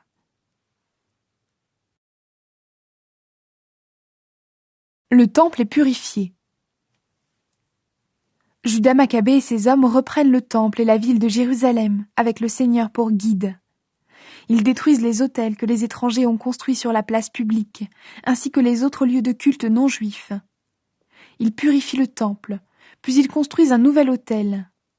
Ils frottent des pierres à feu pour en faire jaillir des étincelles et allumer le feu sur l'autel. Ensuite, ils offrent un sacrifice pour la première fois depuis 2 ans. Ils brûlent de l'encens, allument les lampes et placent les pains offerts à Dieu. Après cela, ils se mettent à genoux, le front contre le sol. Ils prient le Seigneur en disant « Ne nous envoie plus de si grands malheurs. Si nous commettons encore des fautes envers toi, corrige-nous avec mesure, mais ne nous livre plus au peuple barbare qui insulte ton nom. » Judas et ses hommes purifient le temple le jour même où les étrangers l'ont rendu impur, c'est-à-dire le 25 du mois de Kisle. La fête qu'ils célèbrent dans la joie dure 8 jours, comme la fête des huttes. Ils se rappellent que peu de temps avant, ils ont passé la fête des huttes dans les montagnes et dans des grottes, comme les bêtes sauvages. C'est pourquoi maintenant, ils portent des bouquets de lianes couvertes de feuilles, des branches vertes et des palmes. Et ils font monter des chants de louanges vers celui qui leur a permis de purifier son temple. Ils donnent à tout le peuple juif l'ordre confirmé par un vote de célébrer cette fête chaque année. Antiochus Eupator remplace son père Antiochus Épiphane. Voilà donc comment Antiochus, appelé Épiphane, est mort. Je vais maintenant parler d'Antiochus Eupator, le fils de cet ennemi de Dieu. Je ferai seulement un résumé des malheurs que ces guerres ont apportés. Dès qu'il devient roi, Eupator nomme un certain Lysias comme gouverneur général de la Grande Syrie et de la Phénicie. Lysias remplace Ptolémée, appelé Longue Tête. Ptolémée a été le premier gouverneur à se montrer juste envers les Juifs, après toutes les injustices qu'ils avaient subies. Et il a essayé de les gouverner dans la paix. À cause de cela, les amis du roi l'ont accusé auprès d'Antiochus Eupator. Les gens l'ont souvent traité de traître. Le roi Philométor d'Égypte lui avait confié Chypre. Mais Ptolémée avait abandonné cette île, et il était passé du côté d'Antiochus Épiphane. Comme il ne pouvait plus gouverner avec honneur, il s'est donné la mort avec du poison. Juda attaque les forteresses de l'Idumée. Quand Gorgias devient gouverneur de l'Idumée, il embauche des soldats étrangers. Il saisit toutes les occasions pour faire la guerre aux Juifs. De plus, les Iduméens, qui occupent des forteresses bien situées, attaquent sans cesse les Juifs. Ils accueillent les gens qui ont été chassés de Jérusalem et ils font tout pour que la guerre continue. Juda et ses soldats font des prières publiques pour demander à Dieu de combattre avec eux. Ensuite, ils marchent contre les forteresses des Iduméens. Ils lancent contre elles de violentes attaques. Ils repoussent tous ceux qui combattent sur les murs et ils occupent ces positions. Ils tuent tous ceux qui tombent entre leurs mains et font mourir environ 20 000 hommes. Pourtant, 9 000 soldats au moins arrivent à se réfugier dans 2 forteresses particulièrement bien protégées. Ils ont avec eux tout ce qu'il faut pour résister à une longue attaque. Juda Maccabée laisse devant ces forteresses Simon et Joseph, avec Zachée et des soldats assez nombreux pour continuer la lutte. Puis il part lui-même là où sa présence est nécessaire. Mais les gens de Simon aiment l'argent, et ils se laissent acheter par certains hommes qui gardent les forteresses. Ils acceptent 70 000 pièces d'argent et ils laissent échapper un certain nombre de soldats. Quand Juda apprend la nouvelle, il réunit les chefs des troupes et il accuse les coupables d'avoir vendu leurs frères. En effet, ils ont laissé leurs ennemis s'échapper pour de l'argent. Juda fait donc mourir ses traîtres et tout de suite après, il prend les 2 forteresses. Il est victorieux dans ses combats et là il tue plus de 20 000 hommes. Juda remporte la victoire sur Timothée à Gézer. Les Juifs ont déjà vaincu Timothée une fois. Celui-ci recrute alors beaucoup de soldats étrangers et fait venir d'Asie de nombreux chevaux. Puis il arrive avec son armée en Judée pour la conquérir par les armes. Pendant qu'il approche, Juda Maccabée et ses hommes supplient Dieu. Ils ont couvert leur tête de poussière et portent un habit de deuil autour de la taille. Ils se mettent à genoux, le front contre le sol, devant l'autel, et ils prient ainsi. Ô Dieu, montre ta bonté envers nous. Sois l'ennemi de nos ennemis et l'adversaire de nos adversaires, comme tu l'as promis dans la loi. Après la fin de cette prière, ils prennent leurs armes, sortent de Jérusalem et vont assez loin. Quand ils sont près des ennemis, ils s'arrêtent. Le jour suivant, au moment où le soleil se lève, les 2 armées passent à l'attaque. Pour remporter la victoire, les Juifs comptent sur leur courage, mais surtout sur l'aide du Seigneur. Les autres se laissent guider dans le combat par leur colère. En pleine bataille, les ennemis voient apparaître du ciel 5 cavaliers magnifiques, montés sur des chevaux aux freins d'or. Ils se mettent à la tête des Juifs. Ils placent Juda au milieu d'eux et le protègent avec leurs armes pour qu'il ne soit pas blessé. Ces cavaliers lancent aussi des flèches et des éclairs. Alors les ennemis, éblouis par la lumière, partent de tous côtés dans le plus grand désordre. Parmi eux, 20 500 soldats à pied sont tués, ainsi que 600 cavaliers. Timothée lui-même fuit dans un endroit très bien défendu, la forteresse de Gézer. Le commandant est Kéréas.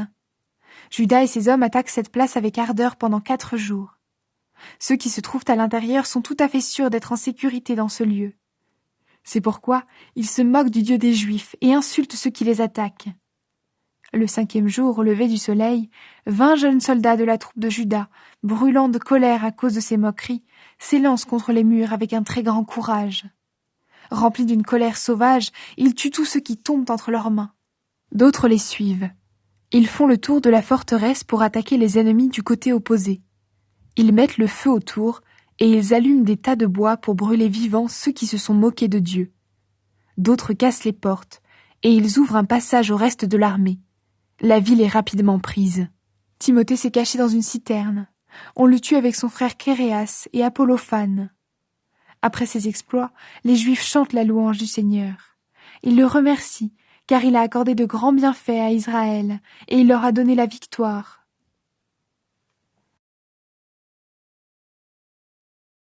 Juda remporte la victoire sur Lysias.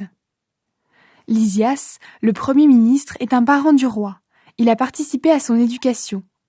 Il n'est pas content du tout de ce qui vient d'arriver.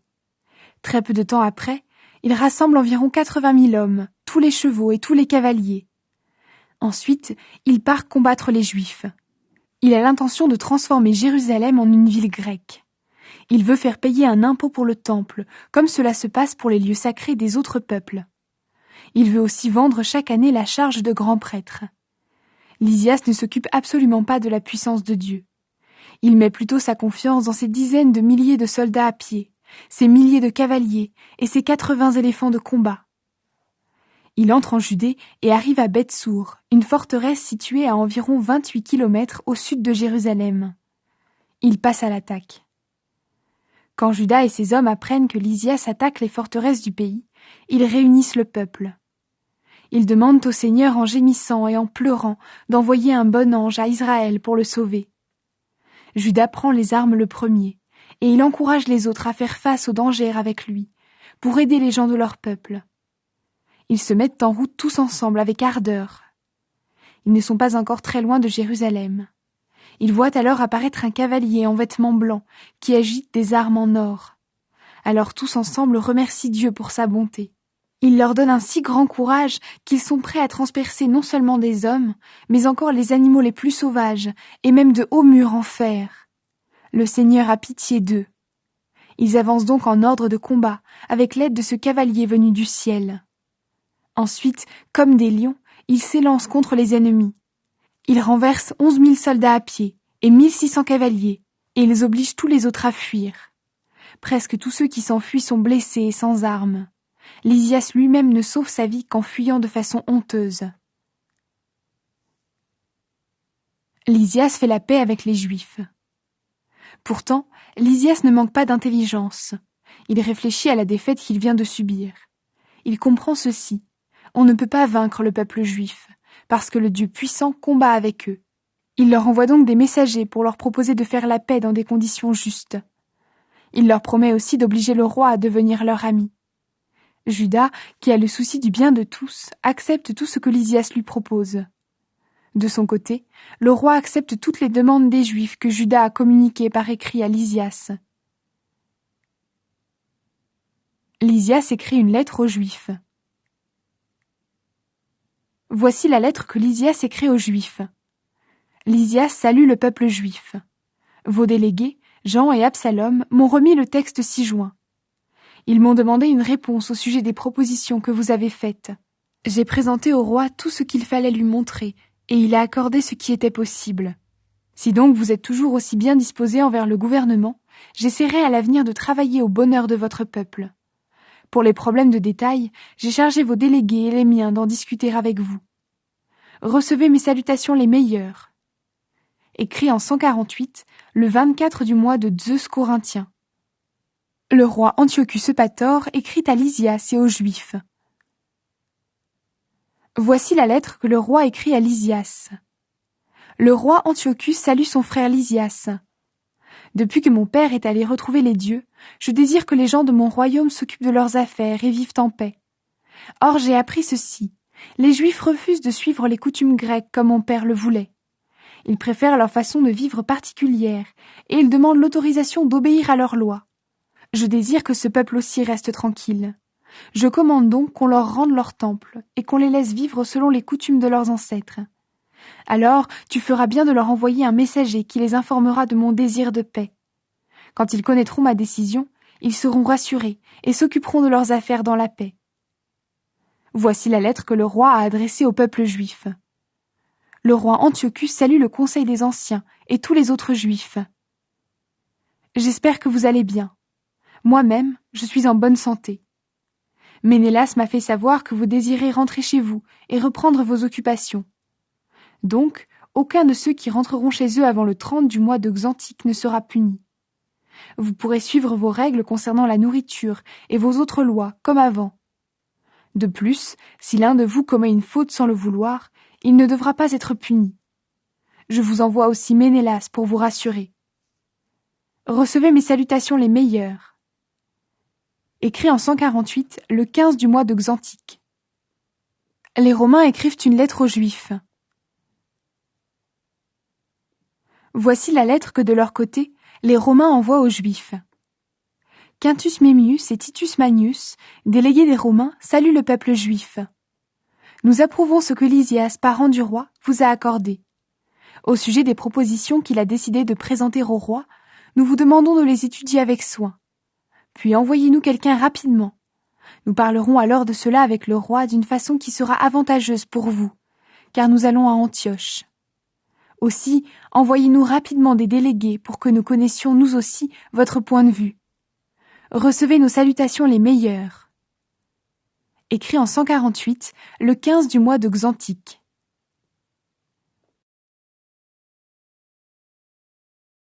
Juda venge les Juifs de Jopé et de Jamnia. Quand l'accord est conclu entre les Juifs et Lysias, Lysias revient auprès du roi, et les Juifs se remettent à cultiver leurs champs.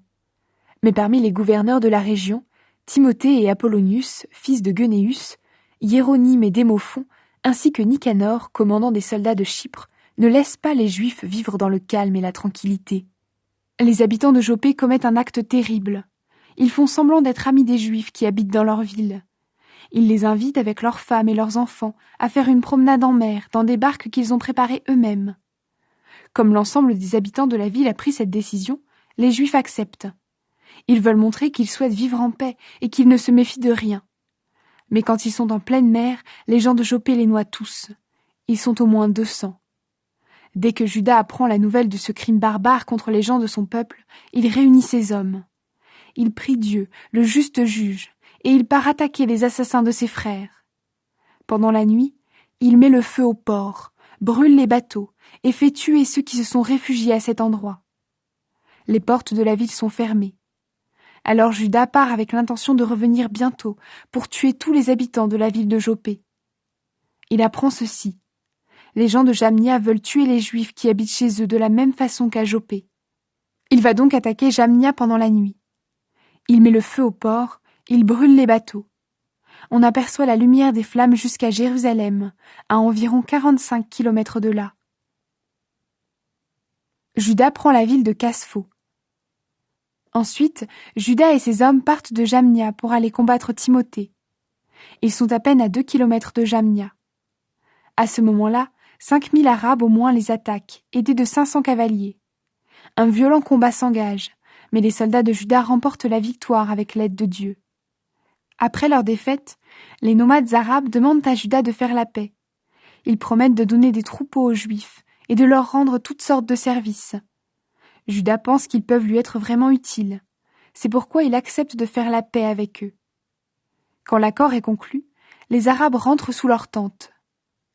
Juda attaque aussi une ville bien protégée, entourée de grands murs. Elle s'appelle Caspho.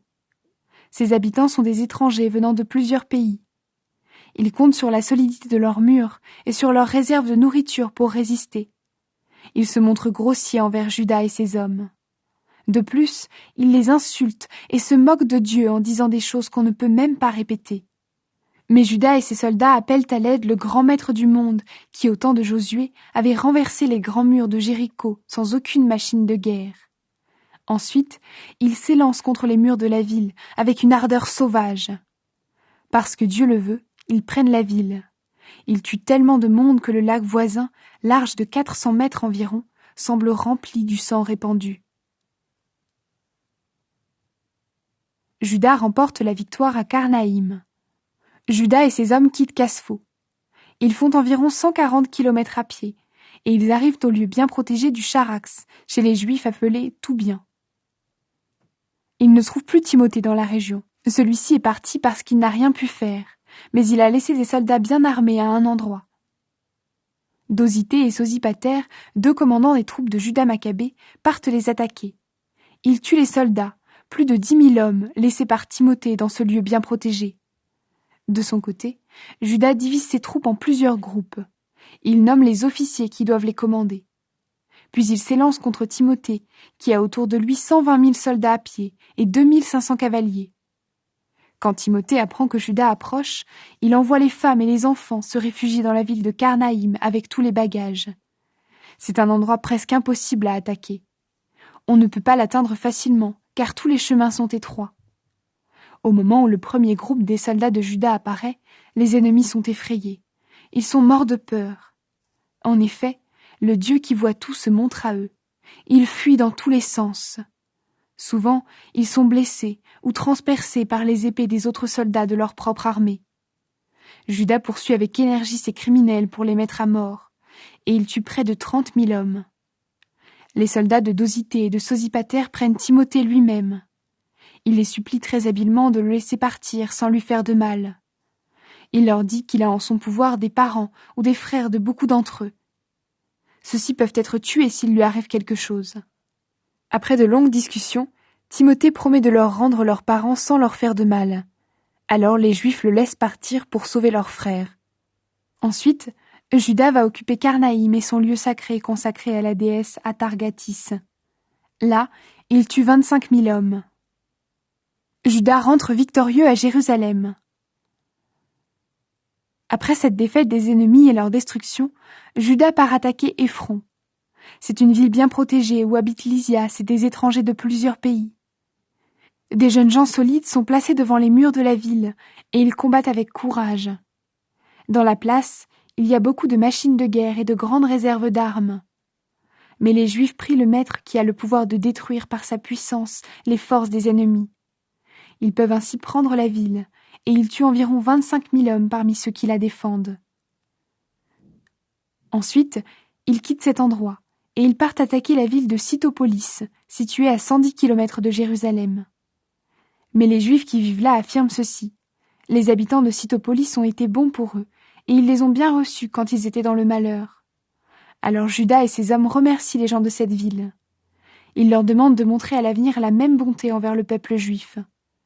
Puis ils retournent à Jérusalem peu de temps avant la fête de la Pentecôte. Juda remporte la victoire sur les troupes de Gorgias. Après la fête de la Pentecôte, Juda et ses hommes partent attaquer Gorgias, gouverneur de l'Idumée. Celui-ci vient à leur rencontre avec 3000 soldats à pied et 400 cavaliers. Ils commencent à combattre et plusieurs Juifs sont tués. Dosithée, un cavalier courageux du groupe de Bakénor, saisit Gorgias. Il le tient par son vêtement et l'entraîne de force. Il veut prendre ce bandit vivant. Mais un cavalier thrace se jette sur Dosithée et lui coupe le bras. Gorgias s'échappe et s'enfuit dans la ville de Marécha. Azaria et ses hommes qui se battent depuis longtemps sont morts de fatigue. Alors Juda supplie le Seigneur. « Montre que tu combats avec nous et sois notre chef pendant la bataille. » Ensuite, il lance le cri de guerre dans sa langue maternelle avec des chants. Puis il se jette sur les soldats de Gorgias par surprise et il les fait fuir. Le sacrifice pour les morts. Après le combat, Juda regroupe son armée et il part pour la ville d'Adoulam. Le jour du sabbat va commencer. Il se purifie selon la coutume et il célèbre ce sabbat à cet endroit. Le jour suivant, les hommes de Juda vont prendre les corps des Juifs morts dans le combat. Cela devient urgent. Ils veulent les enterrer avec leurs parents dans les tombes de leur famille. Or, ils trouvent sous les vêtements de chaque mort des objets sacrés venant des faux dieux adorés à Jamnia. Pourtant, la loi interdit aux Juifs de porter ce genre d'objets. Alors tous voient clairement pourquoi ces hommes sont morts. Tous se mettent donc à chanter la louange du Seigneur, le juste juge qui rend visibles les choses cachées. Ils le prient en lui demandant de pardonner entièrement la faute commise. Ensuite, Juda, ce combattant très courageux, parle à ses troupes. Chacun a vu ce qui est arrivé à cause de la faute de ceux qui sont tombés. Il encourage donc ses soldats à éviter ce genre de péché. Juda rassemble de l'argent parmi ses soldats et obtient à peu près 2000 pièces d'argent. Il envoie cet argent à Jérusalem afin d'offrir un sacrifice pour le pardon de ce péché. Juda accomplit ce geste noble et très beau, parce qu'il croit que les gens se relèveront de la mort. En effet, s'il n'espérait pas qu'un jour les soldats tombés se relèveront de la mort, la prière pour les morts ne servirait à rien, et elle n'aurait pas de sens. Mais Juda est sûr d'une chose, ceux qui meurent en restant fidèles à Dieu recevront une très belle récompense. C'est une conviction digne d'un ami de Dieu. C'est pourquoi il fait offrir ce sacrifice pour les morts, afin qu'ils reçoivent le pardon de leurs péchés.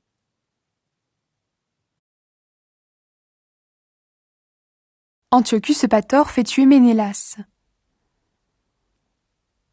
En 149, Juda et ses hommes apprennent qu'Antiochus Eupator part attaquer la Judée avec des troupes nombreuses. Le roi est accompagné de Lysias, le premier ministre qui a participé à son éducation. Chacun commande une armée grecque de 110 000 soldats à pied, 5 300 cavaliers, 22 éléphants de combat et 300 chars de guerre équipés de lames tranchantes. Ménélas part avec eux, et avec une grande habileté, il encourage le roi à avancer pour le tromper. Il ne fait pas cela pour sauver son pays, mais parce qu'il pense retrouver son poste de grand prêtre. Mais le Seigneur, le roi des rois, excite la colère d'Antiochus contre Ménélas. Lysias prouve au roi que ce criminel est la cause de tous les malheurs actuels. Alors le roi donne l'ordre de conduire Ménélas à Bérée et de le tuer selon la coutume de cet endroit. Dans cette ville, il y a une tour haute de 25 mètres, pleine de cendres. En haut de la tour, il y a une machine tournante qui fait glisser les gens de tous les côtés dans la cendre. On fait monter à cet endroit les gens qui ont pillé un temple ou qui ont commis des crimes très graves. Puis on les pousse dans la cendre pour les faire mourir. C'est ainsi que Ménélas, cet homme mauvais, est mort. Il n'a même pas été mis dans une tombe, et il l'a bien mérité. En effet, il a commis beaucoup de fautes contre l'autel du Seigneur au feu et à la cendre sacrée. Eh bien, c'est aussi dans la cendre que Ménélas a trouvé la mort. Juda remporte la victoire sur Antiochus Eupator à Modine. Le roi Antiochus avance donc, l'esprit plein d'intentions cruelles. Il veut faire supporter aux Juifs des souffrances pires que celles inventées par son père. Quand Juda apprend cette nouvelle, il demande au peuple de prier le Seigneur jour et nuit en disant « Seigneur, viens nous aider encore une fois, nous qui allons être privés de la loi, de notre pays, du temple sacré. Nous, ton peuple, nous commencions seulement à respirer plus librement. Seigneur, ne nous laisse pas tomber au pouvoir de ces horribles autres peuples. » Les Juifs obéissent à cet ordre tous ensemble. Pendant 3 jours, ils restent à genoux, le front contre le sol. Ils prient le Dieu très bon en pleurant et en jeûnant. Puis Juda les encourage et leur commande de se tenir prêts. Il parle seul avec les anciens. Ensuite, il décide de se mettre en route et de régler l'affaire avec l'aide du Seigneur. Il ne va pas attendre que l'armée du roi occupe la Judée et prenne Jérusalem. Juda confie donc le résultat du combat au Créateur du monde. Puis il encourage ses hommes à combattre comme des héros jusqu'à la mort, pour leurs lois et leurs institutions, pour Jérusalem, pour le temple et pour le pays entier. Juda fait camper son armée près de la ville de Modine. Il donne comme mot d'ordre à ses soldats « Dieu vaincra ». Il choisit des jeunes gens parmi les plus courageux. Pendant la nuit, il attaque avec eux la partie du camp où la tente du roi est plantée. Là, il tue environ 2000 hommes. De plus, ses soldats tuent le plus grand des éléphants, ainsi que son conducteur. Finalement, ils sèment la peur et le désordre dans tout le camp. Après leur victoire, Juda et ses hommes partent quand le jour se lève. Ils ont réalisé cet exploit grâce au Seigneur qui les a aidés et protégés. Antiochus Eupator fait la paix avec les Juifs. Le roi Antiochus se rend compte que les Juifs sont audacieux.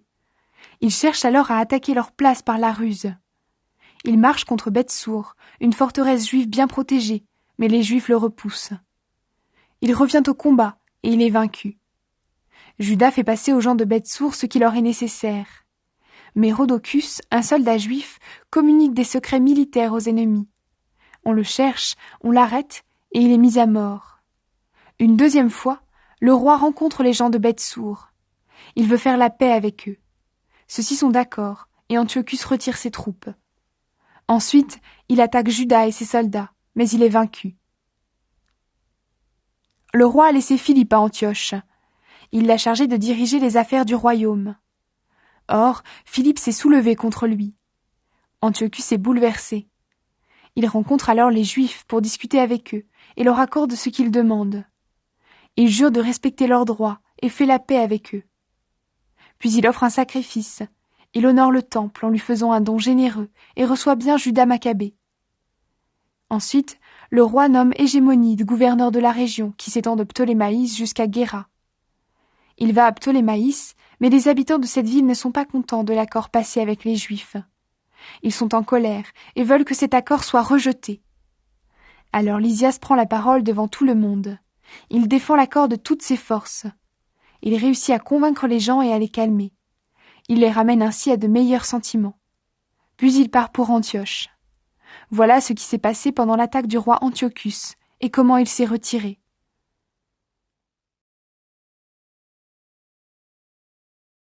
Le grand prêtre Alchim accuse faussement Juda. 3 ans plus tard, Juda et ses hommes apprennent ceci. Démétrius, fils de Séleucus, est arrivé par mer au port de Tripoli, avec ses bateaux et une armée puissante. Il a pris le pays et a tué Antiochus. Il a tué aussi Lysias, qui s'était chargé de l'éducation du roi. À cette époque, il y a un certain Alkime qui a été grand prêtre. Mais au moment de la révolte juive, il est devenu impur en suivant volontairement les coutumes grecques. Maintenant, il comprend que sa situation est sans espoir. Les Juifs ne le laisseront plus jamais s'approcher de l'autel sacré. Alors, il va trouver le roi Démétrius en 151. Il lui apporte une couronne d'or avec une branche de palmier, ainsi que des branches d'olivier, comme on les utilise dans le temple. Et ce jour-là, il ne fait rien de plus. Mais il trouve une bonne occasion pour réaliser son projet complètement fou. C'est le jour où Démétrius le fait venir devant ses conseillers pour lui poser des questions sur les sentiments et les intentions des Juifs. Voici la réponse d'Alkime. Parmi les Juifs, il y a un groupe de gens qu'on appelle les Assidéens. Ils ont pour chef Juda Maccabée. Ils sont sans cesse en train de préparer la guerre et des révoltes, et ils empêchent le royaume de vivre en paix. Ce sont eux qui m'ont enlevé la fonction importante reçue de mes ancêtres, c'est-à-dire la fonction de grand prêtre. C'est pourquoi je suis venu ici. Par-dessus tout, je suis poussé par le souci sincère des intérêts du roi. Mais je regarde aussi le bien des gens de mon peuple. En effet, la folie de ceux que je viens de nommer fait beaucoup de mal à l'ensemble de notre peuple. Toi donc, mon roi, je te prie de t'informer avec soin sur toutes ces choses. Tu es bon pour tous. Montre alors ta bonté envers notre pays et notre peuple menacé de tous les côtés. Oui, tant que Juda sera vivant, l'État ne pourra jamais connaître la paix. Quand Alkime a fini de parler, les amis du roi, qui détestent aussi Juda, font tout pour exciter la colère de Démétrius. Celui-ci choisit aussitôt Nicanor, le chef de ceux qui combattent sur des éléphants. Il le nomme gouverneur de Judée et l'envoie là-bas. Il lui donne l'ordre de tuer Juda et de chasser de tous côtés ceux qui sont avec lui. Il lui commande également de rendre à Alkime sa fonction de grand prêtre dans le plus grand temple du monde. Alors les non-juifs de Judée qui ont fui devant Juda rejoignent en foule l'armée de Nicanor. Ils pensent que les défaites et les malheurs des Juifs serviront leurs propres intérêts. Nicanor admire Juda et fait la paix avec lui. Les Juifs apprennent cette nouvelle. Nicanor arrive, et les non-juifs du pays viennent les attaquer avec lui. Alors, ils répandent de la poussière sur leur tête en signe de deuil, et ils supplient Dieu. C'est lui qui a rassemblé son peuple pour toujours, et il aide sans cesse ceux qui lui appartiennent par des actions visibles. Ensuite, Juda, leur chef, leur commande de partir. Ils se mettent en route tout de suite, et ils attaquent les ennemis près du village de Hadasha. Simon, frère de Juda, a déjà attaqué Nicanor. Mais les ennemis sont arrivés très vite, et il a commencé à reculer. Nicanor entend parler du courage de Juda et de ses hommes, de l'ardeur avec laquelle ils combattent pour leur patrie. Il n'est pas sûr de pouvoir gagner le combat par la violence. Alors, il envoie Posidonius, Théodote et Mattathias pour faire la paix avec Juda. Juda étudie avec soin les propositions que ses hommes lui présentent, puis il les communique à ses troupes. Tous les soldats sont du même avis, et ils acceptent de passer un accord. On choisit un jour où les chefs doivent se rencontrer en particulier. Un char s'avance, venant de chaque camp, et on installe des sièges d'honneur. Juda a soin de mettre des soldats bien armés aux bons endroits. Ils devront agir si les ennemis font soudain un mauvais coup. Mais la rencontre des deux chefs se passe normalement. Ensuite, Nicanor reste quelque temps à Jérusalem. Là, il ne fait rien de mal. Il renvoie même les nombreuses bandes d'étrangers qui se sont rassemblées autour de lui. Il garde tout le temps Juda auprès de lui, car il aime beaucoup cet homme. Il lui conseille de se marier et d'avoir des enfants. Juda se marie et il commence à profiter de la vie en toute tranquillité. Nicanor change de comportement envers Juda. Mais Alkime voit que Nicanor et Juda s'entendent bien. Alors il cherche une copie de l'accord qu'ils ont passé, et il va trouver le roi Démétrius. Il lui dit « Nicanor a des projets contraires aux intérêts de l'État. En effet, il a choisi Juda, l'ennemi du royaume, pour devenir chef après lui. Les mensonges de cet homme mauvais excitent le roi contre Juda. Avec colère, il écrit à Nicanor « Je m'oppose à l'accord passé avec Juda Maccabée. Tu dois arrêter cet homme et l'envoyer aussitôt à Antioche. C'est un ordre. » Quand Nicanor reçoit cette lettre, il est bouleversé. Il trouve injuste de ne pas respecter l'accord passé avec un homme qui n'a rien fait de mal. Et pourtant, il ne peut pas s'opposer au roi. C'est pourquoi il cherche une bonne occasion pour lui obéir en trompant les Juifs. De son côté, Judas s'aperçoit que Nicanor se montre plus froid avec lui. Il le reçoit moins aimablement que d'habitude. Il comprend que cette dureté n'annonce rien de bon. Il rassemble donc un grand nombre de ses amis, et il part se cacher pour échapper à Nicanor.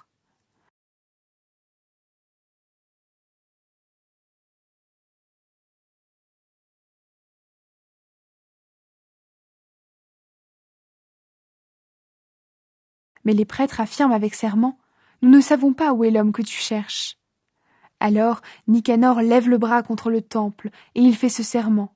« Si vous ne me livrez pas Judas prisonnier, je raserai ce temple de Dieu, je détruirai l'autel, et à cet endroit, je construirai un très beau temple consacré à Dionysos. » Après ces paroles, il part. Aussitôt, les prêtres lèvent les mains vers le ciel et ils supplient Dieu qui a toujours défendu notre peuple.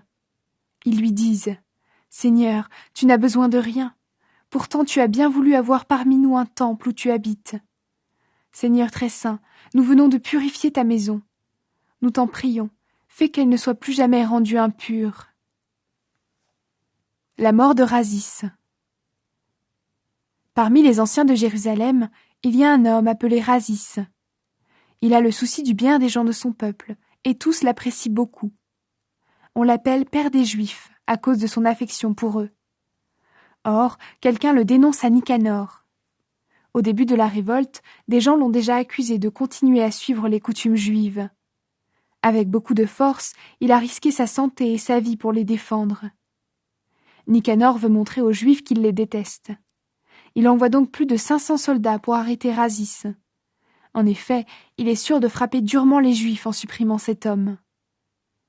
Les soldats sont sur le point de prendre la tour où il se trouve. Ils sont en train de forcer l'entrée de la cour et ils ont reçu l'ordre de mettre le feu et de brûler les portes. Quand Razis voit qu'il est entouré de tous côtés, il dirige son épée contre lui-même.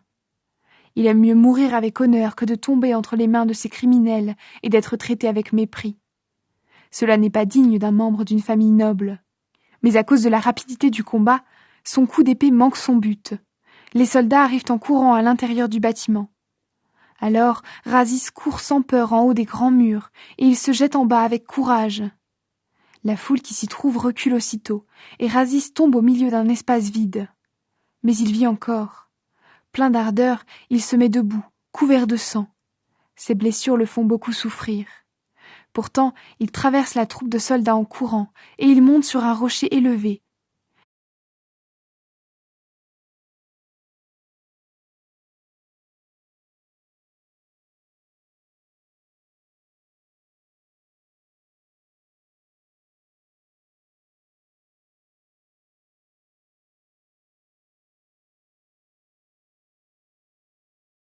Nicanor refuse de respecter le sabbat. Nicanor apprend que Judas et ses hommes se trouvent dans la région de Samarie.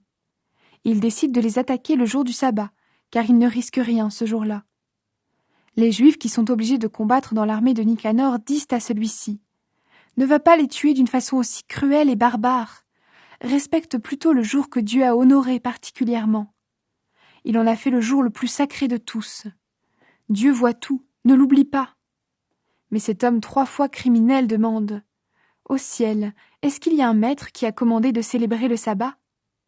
Les Juifs répondent « Oui, le Seigneur vivant lui-même, le maître qui est au ciel, a commandé de respecter le 7e jour de la semaine. » Nicanor répond « Eh bien moi, je suis maître sur la terre. Prenez vos armes pour servir le roi. » Pourtant, il n'arrive pas à réaliser son projet cruel. Judas rend courage à ses hommes. Nicanor est rempli d'orgueil. Il se vante déjà de dresser un monument de victoire avec les armes prises à Judas et à ses hommes. Mais Judas Maccabée garde une confiance très solide. Il est sûr que le Seigneur va venir les secourir. C'est pourquoi il encourage ceux qui sont avec lui. Il leur dit « N'ayez pas peur des non-juifs qui vont vous attaquer. Maintenant encore, soyez-en sûrs, le Tout-Puissant nous donnera la victoire. Juda les encourage en leur citant des passages de la loi de Moïse et des prophètes. Il leur rappelle aussi les victoires qu'ils ont déjà remportées. Voilà comment il augmente leur courage. Après avoir excité leur ardeur, il finit de les convaincre en leur montrant la malhonnêteté de ces non-juifs qui n'ont pas tenu leurs promesses.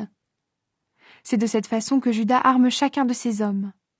Il ne leur parle pas de la sécurité que donnent les boucliers et les lances, mais il les persuade par des paroles fortes. Finalement, il leur raconte un rêve qu'il a fait. Ce rêve est digne de confiance et les réjouit tous. Voici ce que Juda a vu dans son rêve. D'abord, il a remarqué l'ancien grand prêtre Onias. C'était un homme bon, simple et agréable. Il parlait bien, et dès son jeune âge, il avait appris à se conduire parfaitement. Donc, Onias avait les mains levées, et il priait pour tout le peuple juif. Ensuite, Juda a vu apparaître de la même manière un homme aux cheveux blancs, très digne, qui semblait avoir une autorité remarquable. Onias disait « Voici Jérémie, le prophète de Dieu. Il nous aime, nous ses frères, et il prie beaucoup pour notre peuple et pour la sainte ville de Jérusalem. » Puis de sa main droite, Jérémie a tendu à Juda une épée en or. En lui donnant cette épée, il lui a dit « Prends cette épée sacrée, c'est Dieu qui te la donne. Avec elle, tu briseras tes ennemis. » Nicanor est vaincu et il meurt. Le rêve de Juda est excellent pour donner confiance aux soldats. Il excite leur courage et il donne aux plus jeunes la force de se battre comme des hommes. Jérusalem, la religion et le temple sont en danger. Les Juifs décident donc de ne pas combattre à l'abri d'un camp, mais de passer courageusement à l'attaque et de gagner la bataille en luttant corps à corps de toute leur force. Dans ce combat, ils se font du souci d'abord et surtout pour le temple sacré, plus encore que pour leurs femmes et leurs enfants, pour leurs frères et leurs parents. Ceux qui sont restés à Jérusalem sont aussi très inquiets, et ils ont peur en pensant à la bataille qui va avoir lieu en pleine campagne. Les ennemis se sont rassemblés et sont rangés pour le combat. Les éléphants sont amenés aux endroits les meilleurs, les chevaux sont sur les côtés. Tous attendent le résultat du combat qui est proche. Juda Maccabée observe ces troupes nombreuses, avec leurs armes très différentes et leurs éléphants de combat à l'air sauvage. Alors, il lève les mains vers le ciel et il prie le Seigneur qui peut faire des actions extraordinaires. Il le sait, la victoire ne vient pas de la force des armes. C'est le Seigneur qui décide, et il donne la victoire à ceux qui la méritent. Voici les paroles de sa prière. « Maître, quand Ézéchias était roi de Juda, tu as envoyé ton ange, et il a tué 185 000 hommes de l'armée de Sennachérib. Je t'en prie, toi le Maître qui est au ciel, envoie encore aujourd'hui un bon ange devant nous, pour qu'il répande une peur terrible parmi nos ennemis. Agis avec puissance et frappe ceux qui sont venus en t'insultant attaquer le peuple qui t'appartient. » Voilà comment Juda finit sa prière. Les troupes de Nicanor avancent au son des trompettes et des chants de guerre. De leur côté, Juda et ses hommes se jettent sur leurs ennemis en appelant le Seigneur et en le priant. En combattant avec leurs mains et en priant Dieu dans leur cœur, ils tuent au moins 35 000 hommes. Cette preuve de la puissance de Dieu les remplit d'une grande joie. Quand le combat est fini, les Juifs reviennent tout joyeux. Or, ils découvrent le corps de Nicanor couvert de toutes ses armes. Ils poussent alors de grands cris au milieu d'un certain désordre, et ils se mettent à remercier le maître de tout dans leur langue maternelle. Juda a toujours été le premier à combattre de toutes ses forces pour les gens de son peuple. Depuis sa jeunesse, il a toujours aimé son peuple. C'est lui qui commande de couper la tête de Nicanor, ainsi que son bras droit, et de les porter à Jérusalem. Il y va lui-même, il réunit les habitants et fait placer les prêtres devant l'autel. Puis il envoie chercher les gens de la citadelle. Il leur montre la tête de l'horrible Nicanor. Il leur présente aussi le bras que cet homme criminel a levé avec tant d'orgueil contre le temple sacré du Tout-Puissant. Ensuite, il coupe la langue de cet homme horrible en petits morceaux et la jette aux oiseaux. Il fait suspendre le bras de Nicanor en face du temple pour montrer ce que sa folie lui a rapporté. Alors, tous font monter vers le ciel des louanges adressées au Seigneur glorieux. Ils disent « Louange à celui qui a empêché que son temple devienne impur ». Juda fait attacher la tête de Nicanor au mur de la citadelle. C'est le signe clair et visible pour tous que le Seigneur est venu au secours de son peuple. Toute l'Assemblée décide par un vote que ce jour ne doit jamais être oublié. Il faut le célébrer chaque année, la veille du jour de Mardochée. C'est le 12e mois, appelé Hadar en araméen, le 13 du mois. Réflexion de l'auteur de ce livre. Voilà ce qui est arrivé à Nicanor. Depuis ce temps, la ville de Jérusalem est restée au pouvoir du peuple juif. C'est pourquoi j'arrête mon livre ici. S'il est bien composé et intéressant, j'ai atteint mon but. S'il a des défauts et manque de valeur, j'ai fait ce que j'ai pu.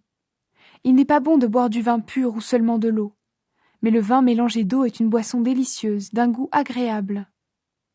De même, c'est l'art avec lequel on écrit une histoire qui plaît à ceux qui lisent le livre.